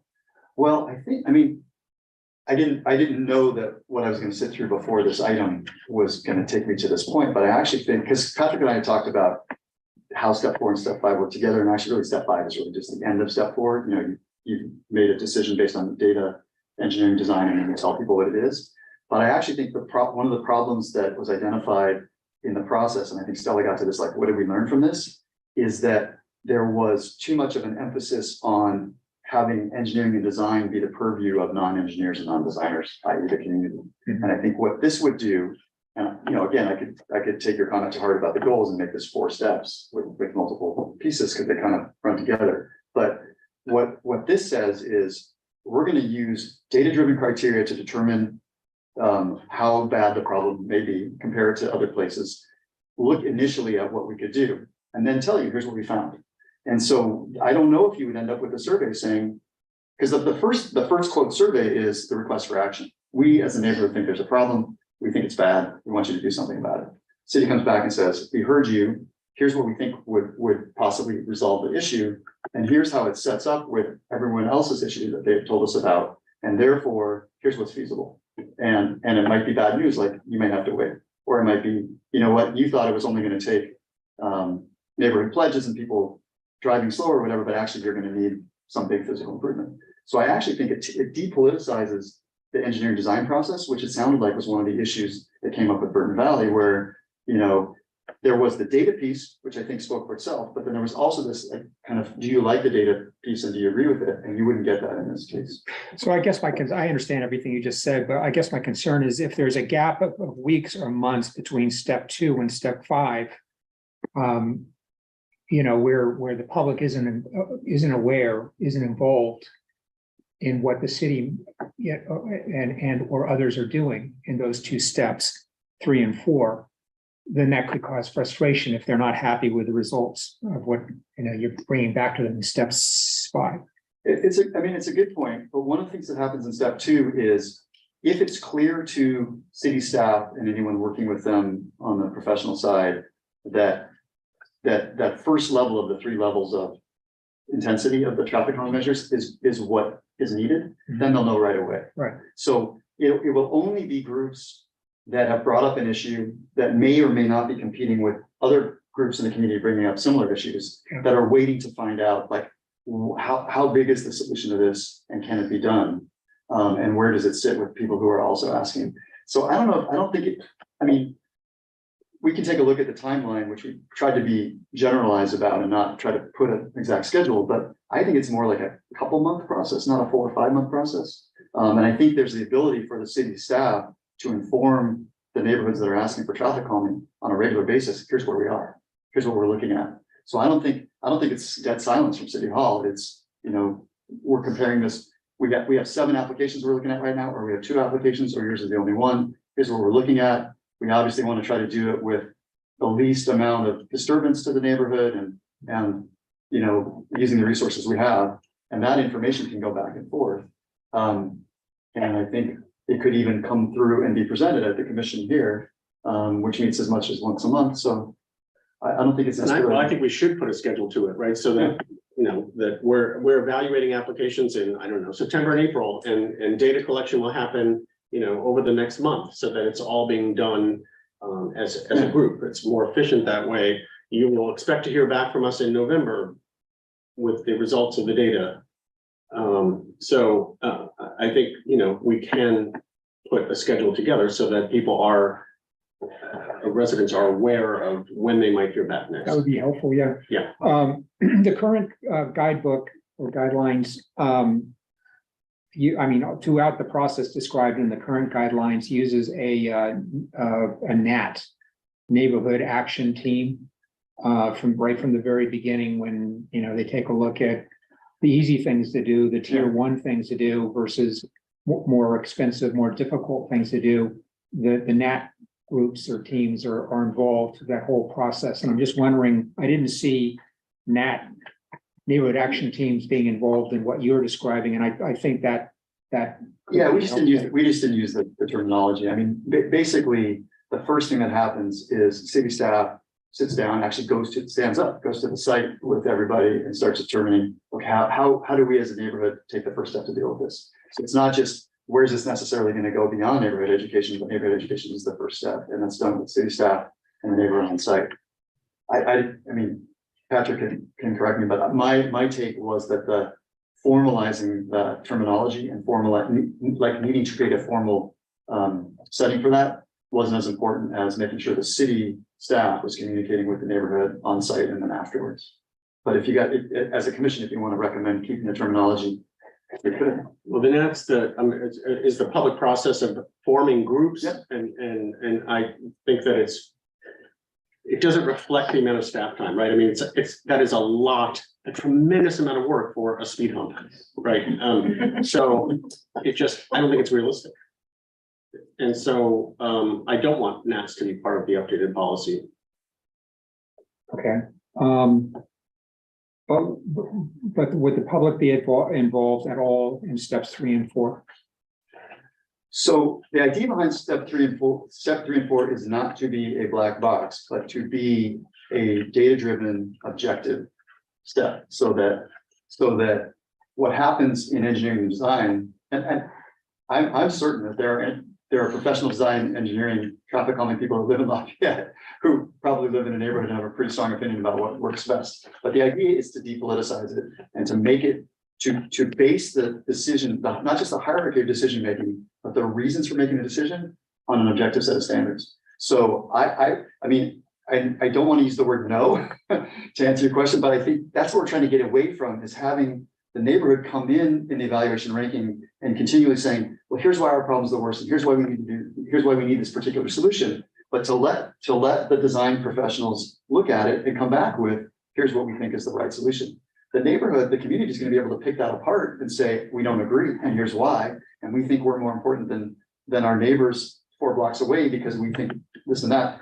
But if you get back to adopted city council goals and policies and the need for community process, not just through Vision Zero, but through any kind of outreach to governance, those decisions, if they become political or politicized, should be made at the city council.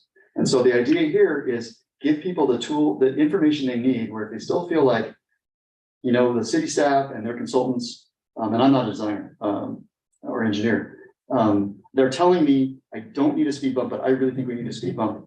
Then the elected officials who are elected to do that can take a look at the design, the data that led to it, and say, you know what, we're going to overrule our staff. We do think you need a speed bump, and you guys will have the opportunity to comment on that too, and that your comments will be very strong information. But again, it's really about the best practice nationwide of having this be a data-driven process based on community concerns, but representing the best solutions to resolve those particular concerns. And so, you know, there's no guarantee of the future, but my guess is if you go this direction, what you're going to get when you get to city council is less of a we like this or we like that, or, you know, our group voted for this. It's going to be more like, you know, does the solution fit the problem? And if not, let's look at the data that shows that. And it shouldn't be incumbent on the community to come up with data-driven or toolbox-driven reasons why something the city staff has recommended isn't the right approach. But that happens in the conversation between city staff and the community. And there's, again, you would need a huge, great problem to have of having too much money to really be comparing major physical projects in one neighborhood versus another in the same timeframe. Okay, Very good. Yeah, okay. Some of the questions I'll ask when we come back from public comment. But it's kind of backwards. In the appendices referencing the worksheet and bicycle network map. What about walking trails? Is that need to be included in that somehow? Sure. Okay. When you talk about monitoring step 9, is that's going to be data-based? Will it also include public comment on effectiveness? Again, yes, but the idea is the monitoring is based on did we solve the problem? Did we solve the problem? Right. And so part of did we solve the problem is the perception, right? Perception being reality in a large degree. So if the data shows people are going slower, we don't have any accidents, the travel distances, travel is easier for all travel modes, but somebody still says, I think it's really ugly, then we solve the problem. Yeah. So yes, but again, the public is always going to be able to comment on any of the improvements. It's just does the comment about what people would like to see different from what has been installed relate to whether or not it's solved the issue. Okay, and part of that, my question goes back to the idea of, we'll come back to that. The section about education, enforcement, and engineering, moving it around, it seems like invariably the first thing people want is more enforcement, right? Mm-hmm. And so I wasn't really sure. I just wasn't following. You want to move it around. I mean, are you going to be addressing enforcement differently than it is now, or calling it out? I mean, I'm just wondering if that's something that you might consider as part of the process. I don't know. Well, go ahead. Yeah, so enforcement, we're going to be talking about that in the future. I'm going to bring in somebody from the Lafayette Police Department. So they are becoming very data driven too, in terms of prioritizing where they're enforcing. So we're sharing data, starting to make that collaboration. So that'll be a piece of it, and we can include something about enforcement here. But the idea behind traffic calming is to make your streets self-enforcing, right? So yeah. Okay. The applicable streets section, talking about providing a map shows who's going to be eligible for doing things. I kind of understand what you're saying, but I'm wondering, do we really want to prevent a neighborhood from saying we should have somebody look at our problem? Do you want to pull up the last slide? I think what we had in mind was just noting, go to the very last one. The map? Yeah, so on the left is the evacuation routes. Yeah. So I think it's probably better to approach it the other way, like everybody's eligible except some of the major streets. And there's just some in there that by width and connection to other through routes, there are just gonna be some places where I think it's only fair to tell the community, like, this is not a place where you're, we're gonna be able to do traffic calming. But I'll defer to Patrick, but I think, eligibility should be pretty much open, except in cases where, for fire access reasons, and it could be wildfire evacuation, could be, other issues, but, yeah, I think if there are streets that are determined to be ineligible, I think we should say so that people don't waste their time, but I think that would be the maximum, and some of those may actually not be worth making ineligible, but that's really, I think. All right, that was a concern. Some of you guys should make a That was a recommendation. concern I had. I don't want to, the public members here and online have been super patient on this. And so let's go to public comment and then we'll come back and do final discussion. I saw some people grabbing slips. Did you guys want to talk on this? Really? Thank you. Go ahead. Bill, you want to go first? Okay.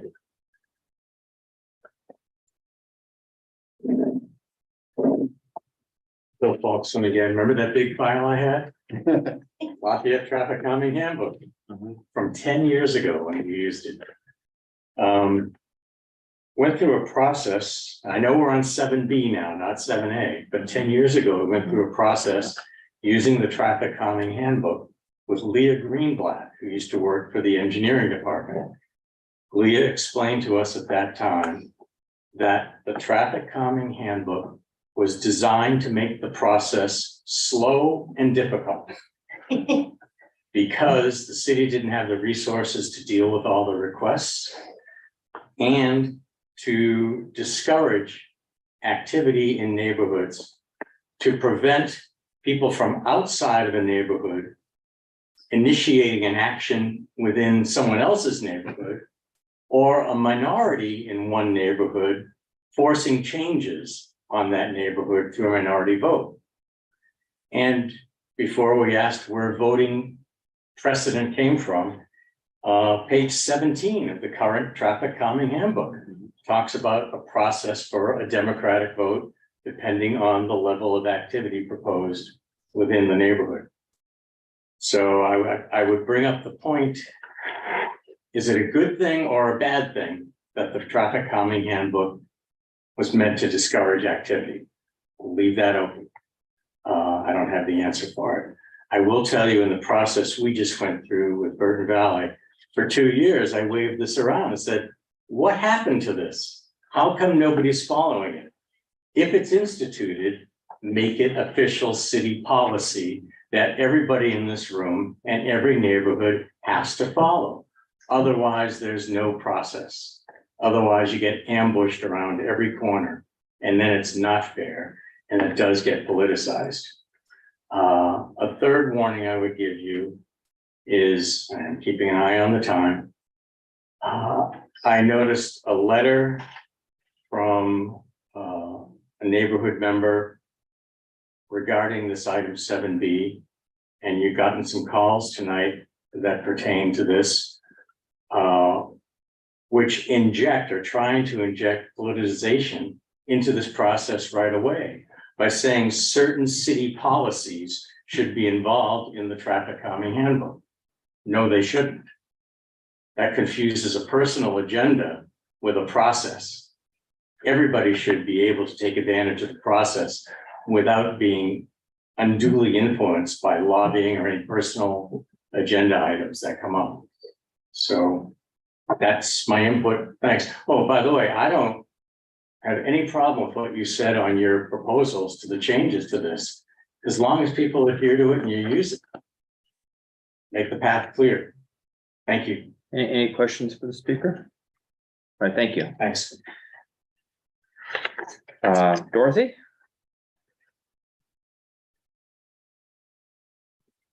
Dorothy Moore.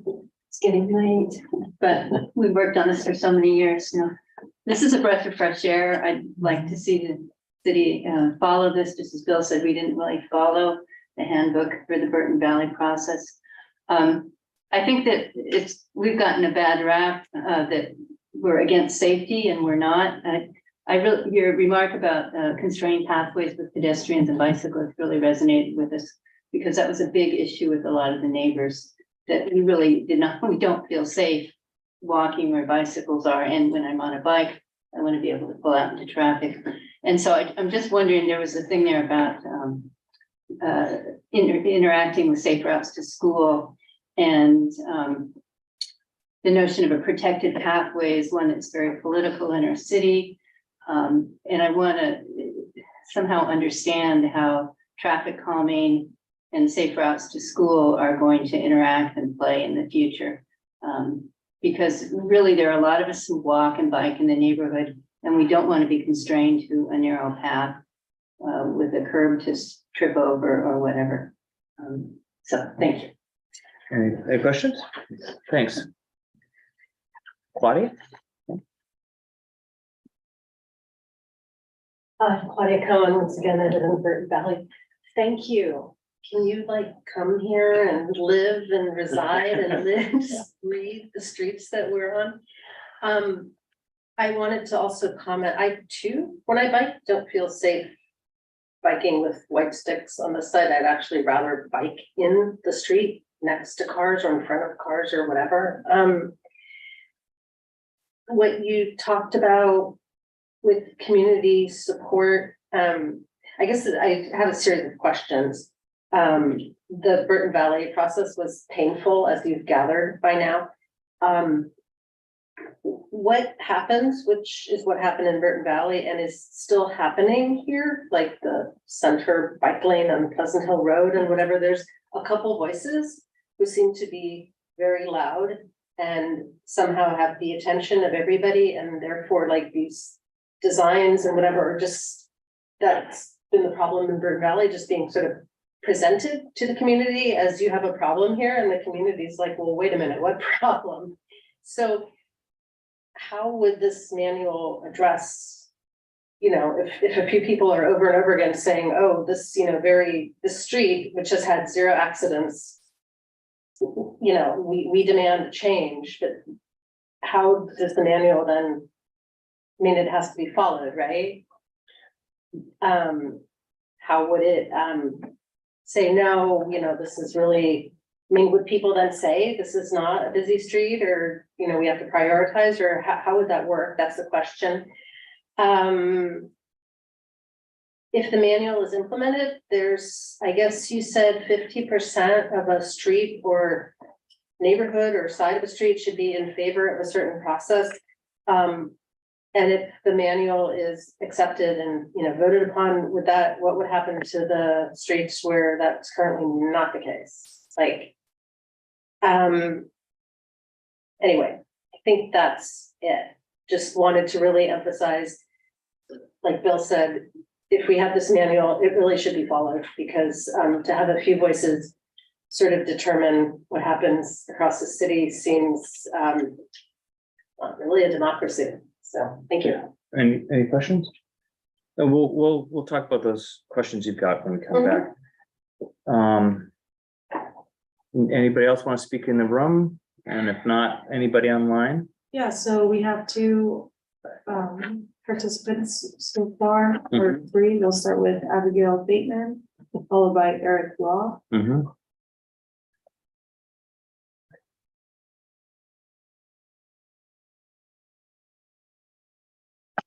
So Abigail, you can unmute yourself. Can you hear me? Yes, we can. Great, thank you.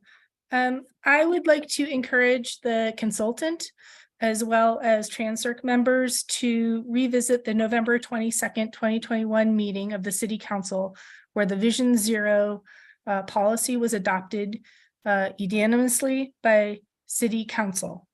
In that staff report, it's specific from Mike Moran and Narup. It says, if the city adopts a Vision Zero policy, which it did, the policy will supersede our current guidebook, and safety measures would be implemented in a more expeditious manner. Addressing safety concerns for the most vulnerable users would take precedence over concerns about traffic congestion, aesthetics, and public opinion. I would like everybody to refer back to that staff report, that meeting, and make sure that we're really honoring what the city council has adopted to help guide this process. With that in mind, I would like to refer to the Vision Zero policy. I think it should be referenced in any future traffic calming handbook. And these tenets should be memorialized in it so that people understand that we're going into this with safety first and that we're looking out for vulnerable users on the street. And this doesn't mean that cars aren't protected and that there is no parking and all these boogeymen that people in Burton Valley keep bringing up. But really, we need to find a way to protect people who want to use the street, who are in non-motorized vehicles. And this is something that resonates throughout the community, not only Burton Valley, throughout the city. And frankly, there is, and I think this has developed through the past traffic calming process through NATS, as well as the general tenor of dialogue in our community. There is bullying and unpleasantness, name calling, all sorts of things. I even have an open police report because I'm being harassed by people around traffic calming. So let's be clear that we need to work on building community, making sure that we're protecting vulnerable users, and that we are honoring the adopted policies of this community and not just listening to the loudest, bulliest voices that are shouting down other people in the community, harassing Trans-Circ members, behaving badly, cursing at Trans-Circ members and city council members, harassing staff to no end. I feel that the attitude that I'm seeing from folks in that room is that they are exhausted by this process, as am I, as is everybody. But ultimately, giving in to people who are yelling the loudest does not create a safe community. So I go back to my original questions, which were, what is the safest design for our communities and how do we get that? And what are our policies and how do we adopt those? So back to what is in the Vision Zero policy is that addressing safety concerns for the most vulnerable users will take precedence over concerns about traffic congestion, aesthetics, and public opinion. And I ask you as Trans-Circ members and as staff to uphold the guidance that City Council and the leadership in your departments has provided to do this and to do your job. So this should be memorialized throughout the documents and your Thank you, Abby. decisions. Thank you, Abby. Any questions for Abby? Thanks. We'll discuss some of those points when we come back. Next. Up next is Eric Law.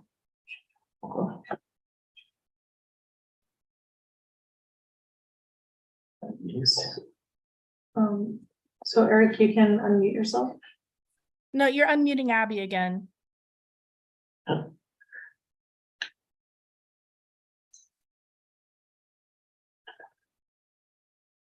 Eric, are you?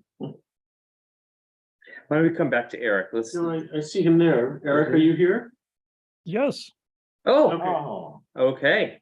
Good thing we didn't come back to you later. Yeah. All right, you're on the clock. Awesome. Hey, good evening, Transportation Circulation Commission. So I've been listening in periodically, and I just wanted to bring up a couple points. You know, obviously, I'm an advocate for bike paths and pedestrian paths and protecting our most vulnerable. And one of those groups is our children. You know, our children do not get to vote. Our children do not get to drive, and our children should be able to walk to school. And what I find ironic is the drivers in our community want those children in the streets with them. So when those drivers are distracted with their cell phones and their radios and their airbags and their air conditioners and their armored vehicles, they want our children risking their lives walking and biking to our schools. And I find that pretty appalling. They are our most vulnerable and they are our future. And that's who we need to be investing in, right? They're the ones that's going to be paying our retirement, Social Security in the future. We should not be endangering them, making them feel scared on our streets. We need the Vision Zero policy. We need safety at the forefront. Keep in mind, drivers kill 40,000 of their fellow drivers every year here in the United States. And that number is rising. And that is car on car deaths, right? And that's car on pedestrian deaths, car on bicyclist deaths. Bicyclists and pedestrians don't kill any drivers, right? There are 0 fatalities in the United States from peds and bicyclists killing people in cars because people in cars are armored up. And we're not asking to lose parking. We're not asking to take away streets. Cars can keep driving. But we're saying, hey, let's share this infrastructure and let's make our community safer. Let's not have GoFundMe's. Let's not have funerals. Let's protect the most vulnerable. And that's what Vision Zero is. And that's where we look for leadership. Leadership stands up and looks at the pros and cons, everybody's argument, and says, what's the right thing to do? And that's what we're asking you guys to do with these policies and these procedures. Let's do the right thing. Let's protect the most vulnerable, our children, our senior citizens who can no longer drive, our disabled who can't drive. There's a large audience that walks and bikes, and that's who we need to focus on. Thank you, guys. Any questions for Eric? All right, thank you, Eric. Okay, up next we have Cheryl, followed by Megan Mittman.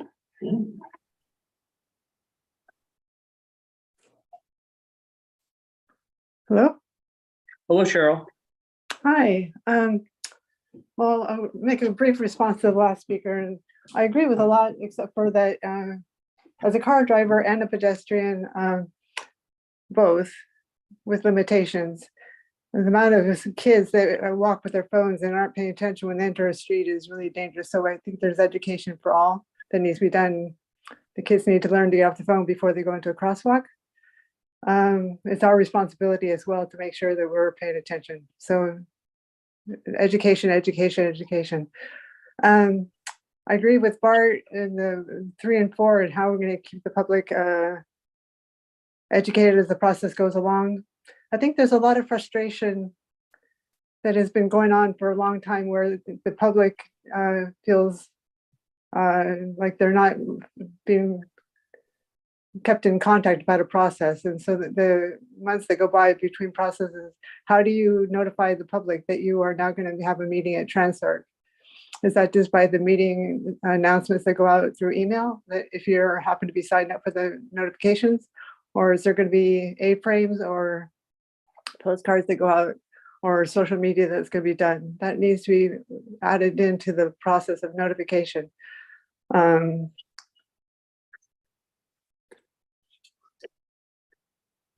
So engagement is a big key.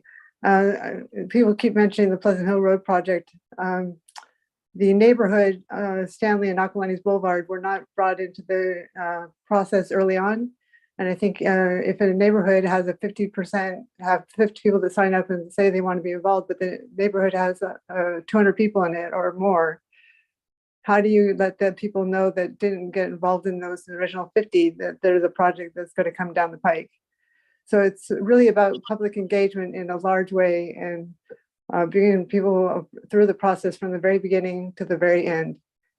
So those are my questions about notification and keeping the public engaged. Thank you.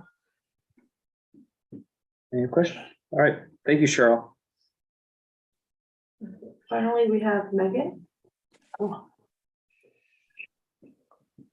Hi again, everyone. Thanks for the chance to weigh in on this too. And I did write a long. Hold on a second. Can you hear me okay now? Yeah, you're Okay, great. Start again. Thank you. Okay. I was just appreciating the time to speak with you again and noting I did write a longer letter. So hopefully that was helpful. This is a particular area, Vision Zero implementation and institutionalization is an area that I'm a national expert in. I'm offering that as a pro bono effort because I'm a resident and I'm raising my kids in this neighborhood and this community. So I hope it's helpful and I'm happy to speak with anybody that would be useful. I do think that we have a process issue, and that is why we're so frustrated with each other and why, you know, people leave dog poop on my front porch and write nasty letters to people who are visiting my home. And I would really love to change the tone and the tenor of the conversation and change that. And I do think that comes to process. And I think what's really missing from this traffic calming update, which did get triggered and is necessary because of Vision Zero, is a triage process. We have a low government, low staff involved level of government. And that means most projects come in through a resident request, even the ones that are the most strategic and of citywide importance to the ones that are the most minor. And until we get to a point where staff are leading proactively, then we're going to continue to have to go through a process where we screen resident requests and are able to triage them until those are of citywide importance and strategic, those that are reactive based on the high injury network, those that could overlap with some of our other maintenance requests and repaving, and then those that are purely a use of the discretionary funds, that sinking fund that we have. And I think what happens right now is we channel everything into, okay, this is a potential use of that discretionary fund, and then do this voting process that we just saw happen in Burton Valley, rather than triaging and being able to understand which projects are of citywide importance and associated with citywide policy. And I think this idea of having a safe routes to school map and identifying which routes fall on that would be excellent. And then that would triage projects that get either suggested by staff or recommended by the residents into a different process than the discretionary process. We also heard tonight, sidewalks don't fall into traffic calming. Well, we just use the traffic calming process to vote on whether we're going to have sidewalks. So I think just some transparency, consistency, and then clarification of what is and what is not traffic calming, what is the use of the discretionary fund, what rises to citywide importance, would be really, really helpful, both for clarity and transparency, but also to make sure that we have less frustration. And I'd just like to close by saying we frequently bring experts into the community to give us advice and to weigh in. And then we frequently put those plans on the shelf or disregard the advice of those experts, as we've seen happen here in multiple cases. And then I'd just like to close with just some little nuances. One is I think we should rearrange the traffic calming plan to be consistent with the safe system approach, which doesn't use the E's. We should talk about speed limit setting near schools as a primary process that we need to go through. And evacuation routes need to have their own set of tools, but most of those are going to get kicked into triage because most of those are our high injury network. So we'll be dealing with them separately.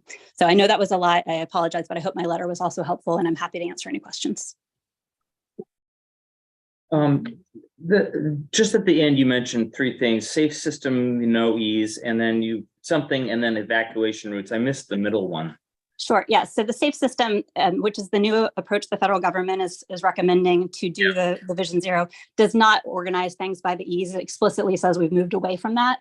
So if we're going to be a Vision Zero city, we shouldn't be organizing any of our updated documents with that. And I think that's just, there was a question earlier of, does this reflect the kind of way that best practice is moving? And so I just wanted to point that out.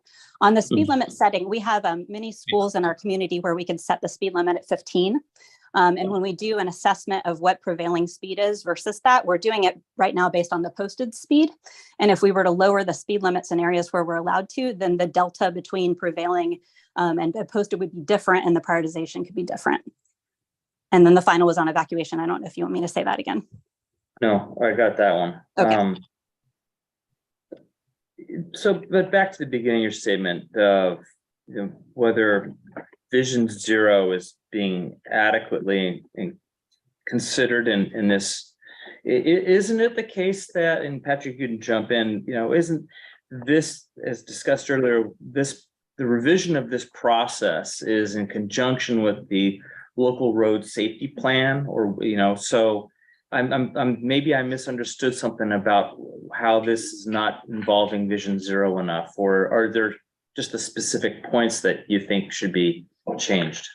Right. So I agree that the update to this is necessitated because we're a Vision Zero city now. I think what's missing is the upfront triage process that needs to determine whether or not a request or another project goes into a traffic calming discretionary kind of like residential street bucket, or whether these are other types of projects. Is this a project because there's a street that's being overlaid and we want to think about making that a safer street with that? Is this a project that's on the high injury network, or is this a project of systemic citywide proactive importance, like a safe routes to school or a safe routes to transit project?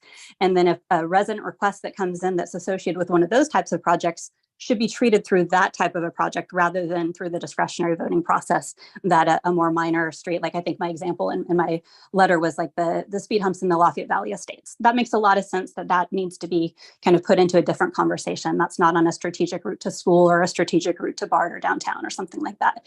So we just need to do that effort to help prioritize the importance of roads and access to key destinations and in locations where a lot of pedestrian and bicycle activity is, so that we can triage requests as they come in and know whether or not it shouldn't be anything and everything falls into the same category. And that's how we've currently been approaching it, if that makes sense.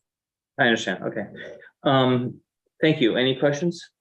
Any Those are all more? the speakers. What? Those are all the speakers. Okay. Before we move on, I want to know, because we're past the 2-hour mark, we traditionally take a break at a 2-hour mark, like other commissions and councils. Do you want to keep plugging away, or would you like to take a 10-minute break? Yes. Yes, to which one? 10 minutes, 5 minutes. Okay. 5 minutes. All right, Yeah. then we'll take a break. We'll come back at 9:22. All right, thank you.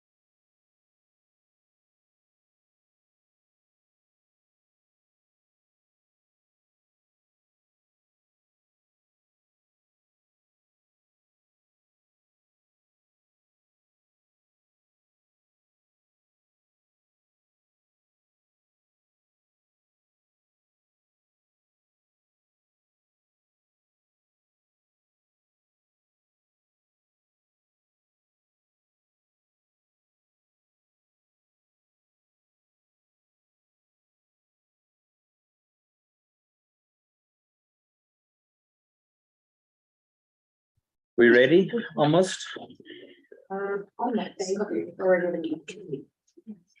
you.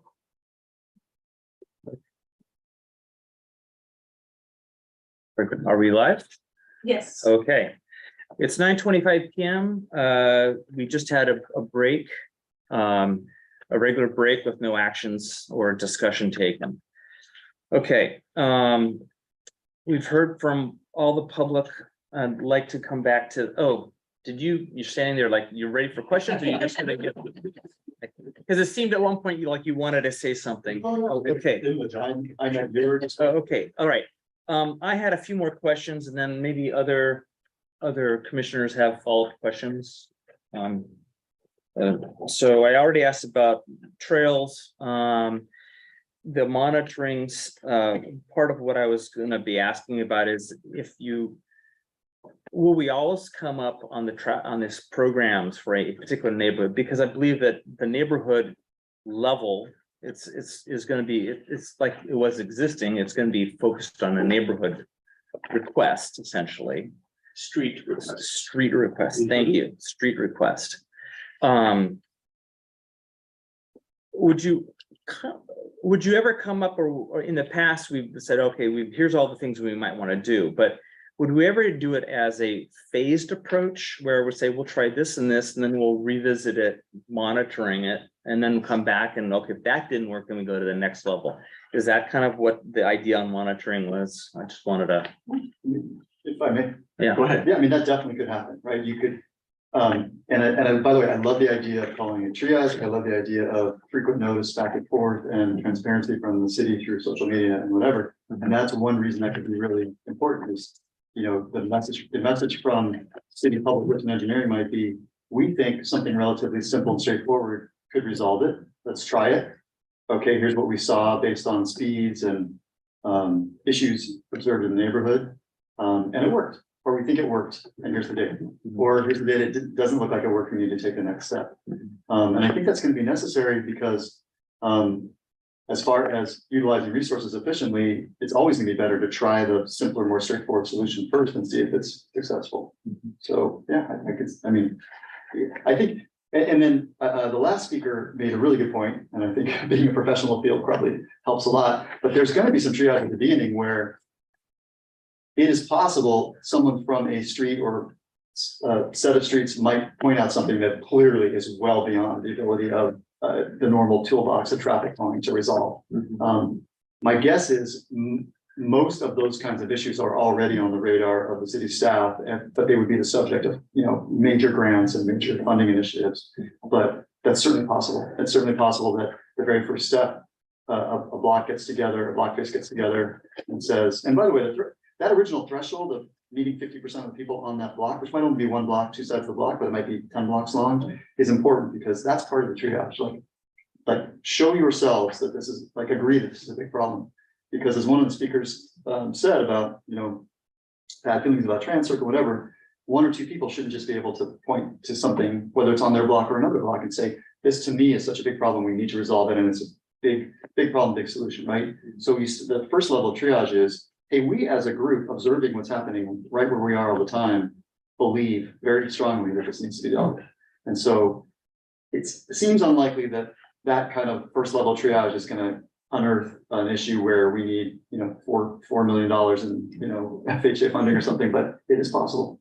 So that's the other bookend for the simpler, straightforward, less expensive, less timely, less time consuming solution is the first phase. It is also possible the other bookend would be, wow, this is a really huge problem and it's outside the traffic calming problem. It's some other city funding source that's much more significant. Okay. I want to follow up on this, Patrick, with you. So, and the idea of the police is becoming more data driven, and I want to tie that into the idea that Megan said about identifying issues before the public does. Is this really? I mean, so is that kind of staff's idea of being able to identify things? I mean, I'm sure there's a lot of things that you hear from people, maybe not formally, but a lot of times Mike would always go back and do striping changes or, requests for clearing brush or whatever, I don't know if that's what you call triage. I understand what the term is, but how will the current how do we think about staff-led, staff-initiated changes versus neighborhood or street changes? So, I want to start by reminding everyone that this traffic calming program, we're talking about largely residential streets, right? We're not talking about Pleasant Hill Road or Olympic. We're talking about residential streets. And this program is intended to be a resident-driven community, hey, city, we've got a problem here. That isn't to say, that doesn't preclude, staff from identifying a problem or, restriping with narrower lanes after a resurfacing project. It doesn't preclude any of that from happening, but it's just another tool for residents to come to the city and say, we have a problem. And now we've got a very clear process for, here's the timeline. Here's what we're going to be, evaluating. Here's how we're going to be evaluating your request. Here's the data we're going to be looking at, so that our response back to the residents will be data driven and, based in a set of criteria that everyone understands. Okay. The early discussion on funding on some of these things. And I was going to originally ask about the city council involvement on this.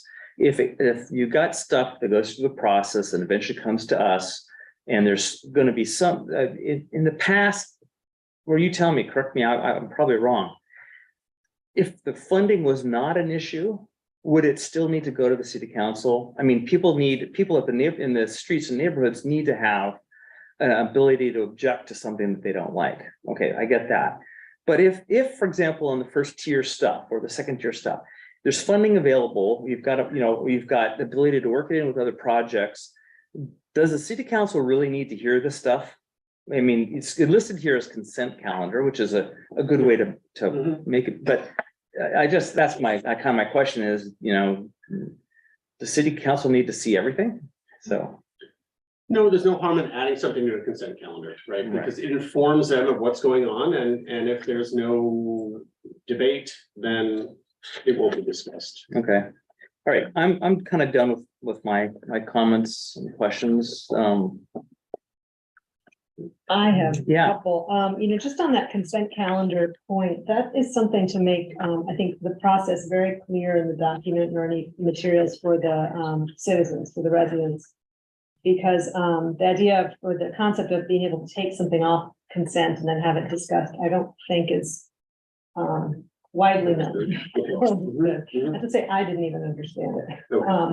When I was actually making comment, I think in 2018 about a Burton Valley feasibility study grant. That may have been an early phase in this whole process that we were discussing earlier.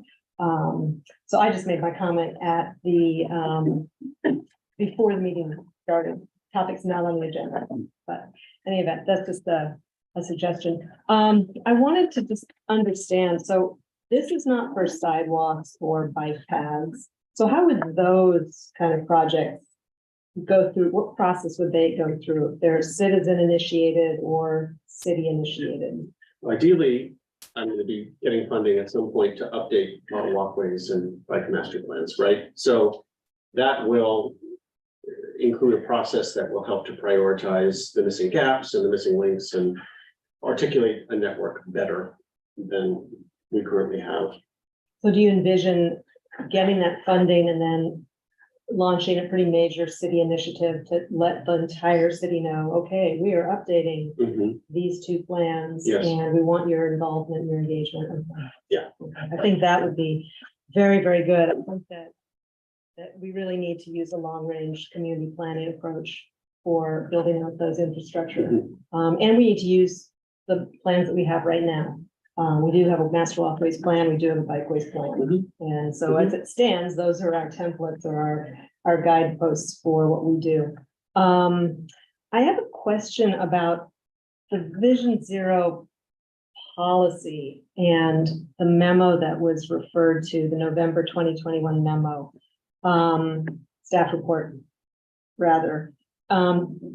what we heard in public comment is true. It does say that upon adoption of this policy will override the traffic calming guidebook. And I don't have it in front of me, but definitely no longer concern congestion aesthetics, public opinion. I'm still not understanding, I guess, how those square, the staff report statement and then this update to the traffic calming program. So I don't know if you want to chime in on how other cities are doing this. I mean, my initial comment is just that, yes, we have Vision Zero, and from that is coming the local road safety plan. The traffic calming policy is a resident-driven, application-based process that will allow us to prioritize, identify whether there is a problem, what is the severity of the problem, and whether or not we can balance the various projects against the budgets that we have that year, right? So it's a prioritization tool that we are developing that will be articulated to residents across the city.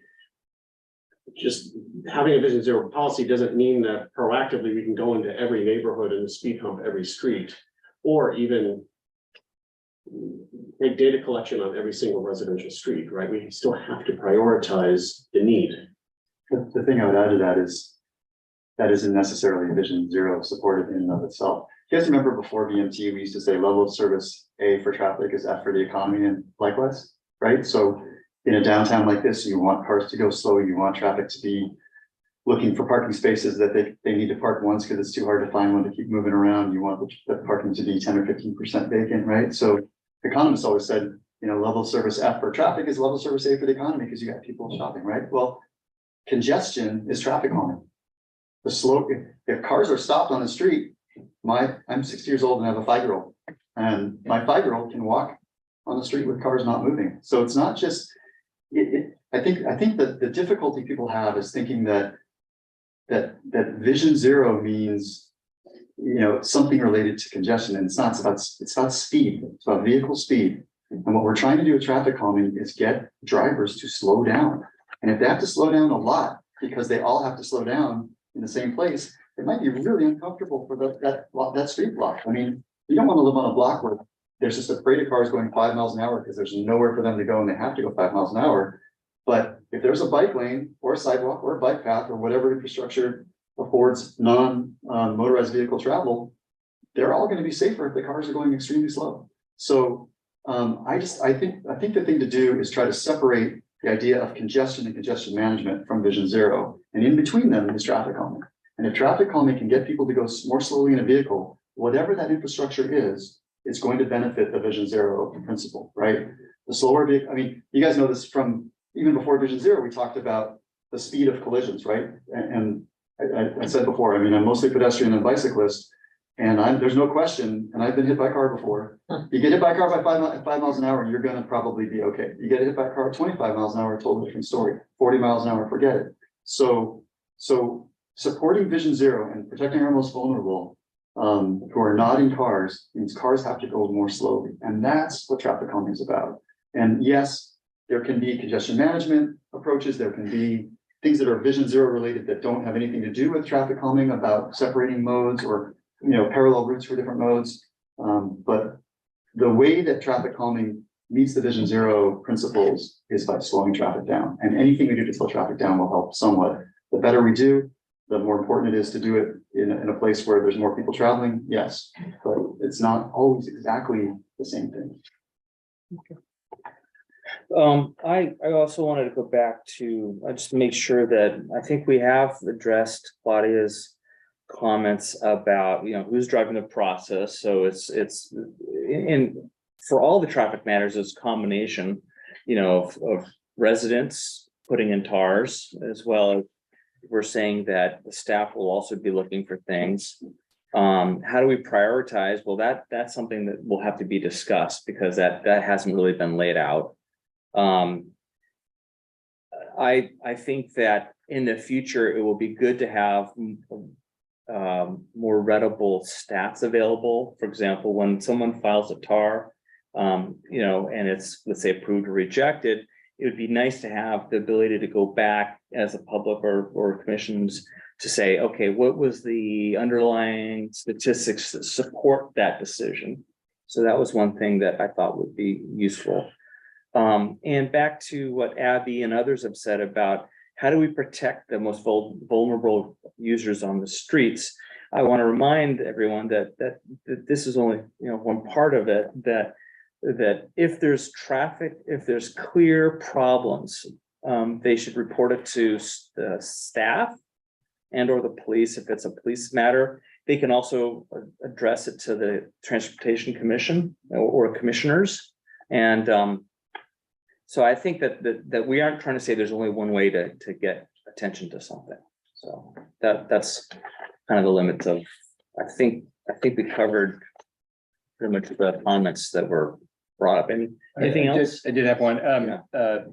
Megan mentioned that in the SAFE system, federal government's moving away from the 3 E's and wanted to get your perspective on that. And if that's the case, would the new guidebook similarly move away? I think that's a very cogent comment, and I agree. And I think, it's just kind of What are the 3 of equity, Education, transportation, Engineering, enforcement. engineering, engineering. Yeah, the new E is equity. depending on which we, which we're. No, I agree. I think, you can still, we're still paying attention to engineering and engineering solutions, but I think the new E they're based on is equity.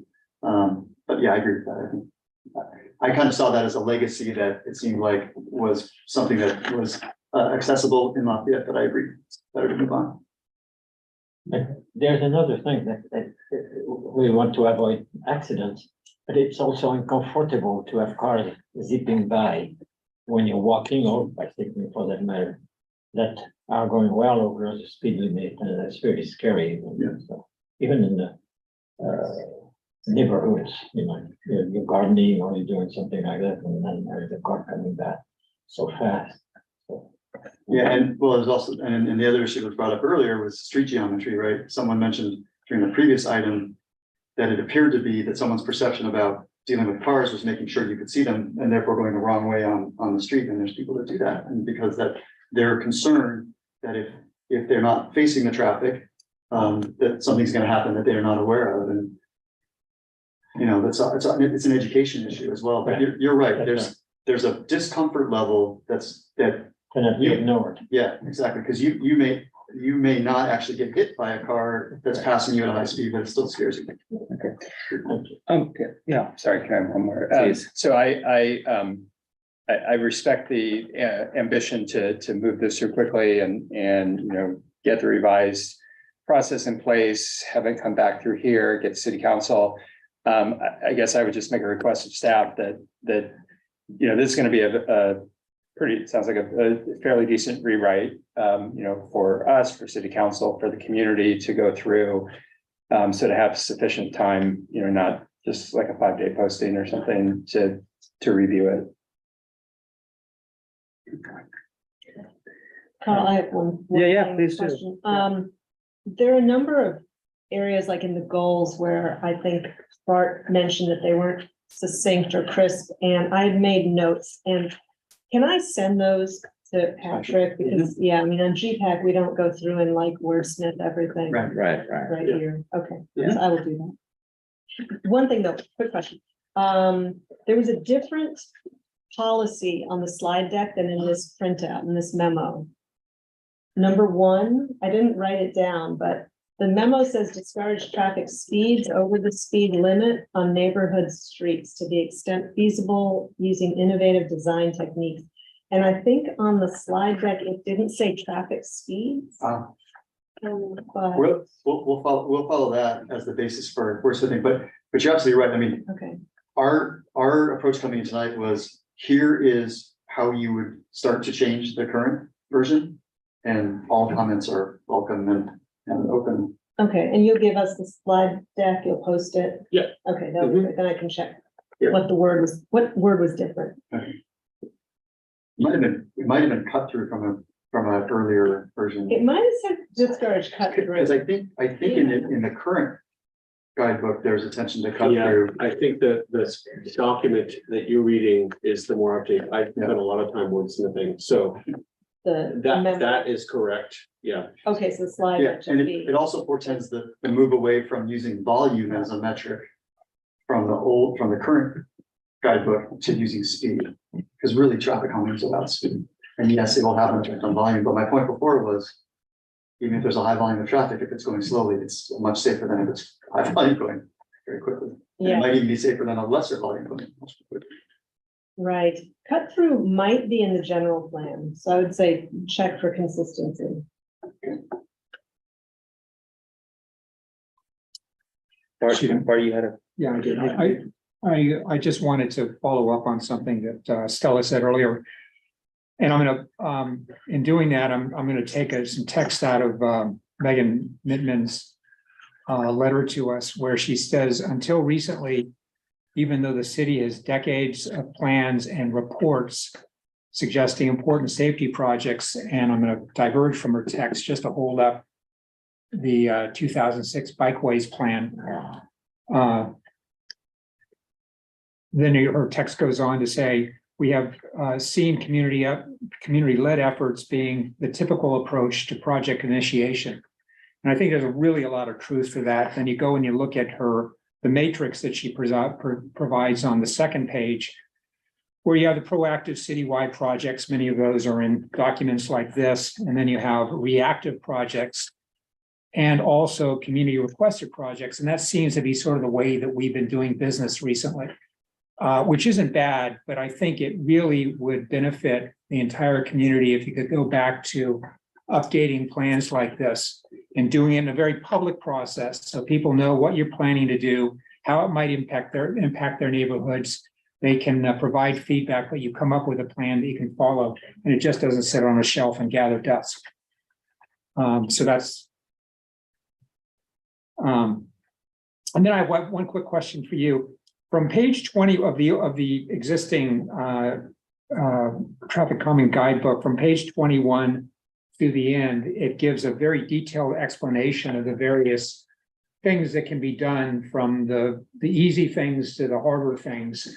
But it's very descriptive, very detailed, very descriptive, and I find that to be very helpful. So I assume you would include something like that. Yeah, I mean, the discussion that you might want to have is, how much of that do you want to be in a toolbox? So when the toolbox gets updated, those get updated, and how much do you want just to be the names or the descriptors in here? Toolbox is fine, just as long as the toolbox would be attached to be an appendix or be part of this. Well, I'll let you explain this more, but it's happening in parallel, so. Yeah, so he's talking about the local road safety plan toolbox Oh, that's being developed, and so it's not just traffic calming, it's, a broader list, but yes, we can talk about the best way to articulate that or link the two. And if it's necessary to be purposefully redundant and have the same things in both, yeah, I think the major issue, and you guys have seen this with GPAC and this other master plan processes, how much do you want to put, which document is the one you're going to want to update more often? And which is the one you don't want to say, let's just let that sit. We don't want to open that back up just because speed bump changed to speed hump or speed hump changed to speed table. So, but yes, today's modern descriptions of these same tools and other tools that are now in play should be easily accessible. Okay. I have one final question. I'm not cutting anybody off though. Back to this was brought up by speakers as well as in Megan's letter, but it's the question earlier. You mentioned that some streets might not really be subject to traffic calming. Okay. Does that include school areas? Because if we're looking at the most vulnerable populations has been described, that often centers around school areas, and so. Would the school areas still be subject to this process, or are those sort of, I don't want to say categorically exempt type thing, but is that, you don't. I do. I mean, 2 years ago, the council said, make the streets around school safer, and a whole long process was developed. And I would say that's a separate process, right? So, right. Yeah. Okay. All right. And yeah, so I think that collectively we've heard some interesting stuff and given some feedback. Do the commissioners want to emphasize anything else that they'd like to see changed or added to or taken away? Okay. Well, I agree with what the others have said, that it would be great to have time to review the next draft. So, and otherwise, I don't have anything else. So let's close this item and then move on to just the updates, commissioner staff reports. Right to work day is Thursday. Oh, yeah. Don't forget. Oh, thank you. Okay, yes. Come on. Are you have everything covered? Do you need help with anything? So I've got a number of volunteers, including from this commission, and to help me at our Energizer station between 7 and 9 at Lafayette Plaza right here. At the corner, right? What, I'm sorry? We'll be at the corner of Diablo and. Yeah, where I have a tent and a table that'll be there, and Do we need an umbrella? have a tent. Oh, tent. Tent. On And the goodie sidewalk? bags that I received today, and snacks, and yeah, So we just need to show up. yes. I was gonna, wait. Except if the tent is on the sidewalk or into the park. Probably the park. But do you want to have visibility? You want to be We may seen set up the A-frames on the sidewalk. on the sidewalk, Yeah. it should be, because I went through that a few years back. And I realized I was by myself and I could see it. But it was much better if I were on the other corner or next to the corner of on the sidewalk. On Diablo. Yeah. Because if you are in the park, you're far away from the people and they may not. We'll have Cyclists and this, so forth. Maybe some balloons then. Huh? Maybe some balloons then. Oh, well, that's why I brought an umbrella, Yeah, okay, which was a help. okay. I mean, garden umbrella. Okay, so anything people would like to share with their fellow commissioners or staff? Anything else you'd want to share? Stella? Yeah, I can share that the General Plan Advisory Committee finished their review of and development of safety element last week, and it is actually currently possibly at the Planning Commission upstairs right now. Yeah. I think it's going to be heard twice in planning and then move on to council. Mhm. So thank you, everyone, for your Yeah. review of the document and suggestions. I think we were able to incorporate most of them. Yeah, that's great. Yeah, Yeah, I downloaded all the documents. And unfortunately, I haven't read through the changes yet. I trust you. it's a very large body of work that the Yes. consultants produced. I don't think that we could have done it without them. Yeah. So, And then the date again on the roundabout coming back to the city council. June 12th. June 12th, thank you. Okay. Are we supposed to be there? Unless you want to be. Oh, okay, so it's not there. Okay, all right. Is anything else? Yeah, Question on the update of the LRSP and the timing of that. So, yeah, I was gonna give an update as Okay. part of the work plan Okay, thing, yeah. really quickly. I've reviewed an administrative draft of the document, provided a lot of notes back. So the consultant team is working on now preparing a draft version. Unfortunately, Diane, our primary project manager there at Tool, has left Tool, and so I'm going through a transition that has delayed things a little bit. So that's unfortunate, but look for an invitation from or an email from Therese tomorrow or Wednesday about the joint Transcirc and task force meeting. I was hoping that we could have it on the first meeting in June, but I don't think that draft report is going to be ready in time to post it. yeah, Yeah. So it's okay. There was no hard deadline, but it's still challenging when you lose your project manager. okay. So look for an email with a date, an upcoming date for that meeting. And as far as the commission, That would be for this commission and the local road safety plan task force. Okay, all right. that's it. Thank you, everybody, and thanks for staying. Thanks to everybody online. It's 9:55. This meeting's adjourned. All Good night, thank right, thanks for coming. Thank you. Yeah, thank you.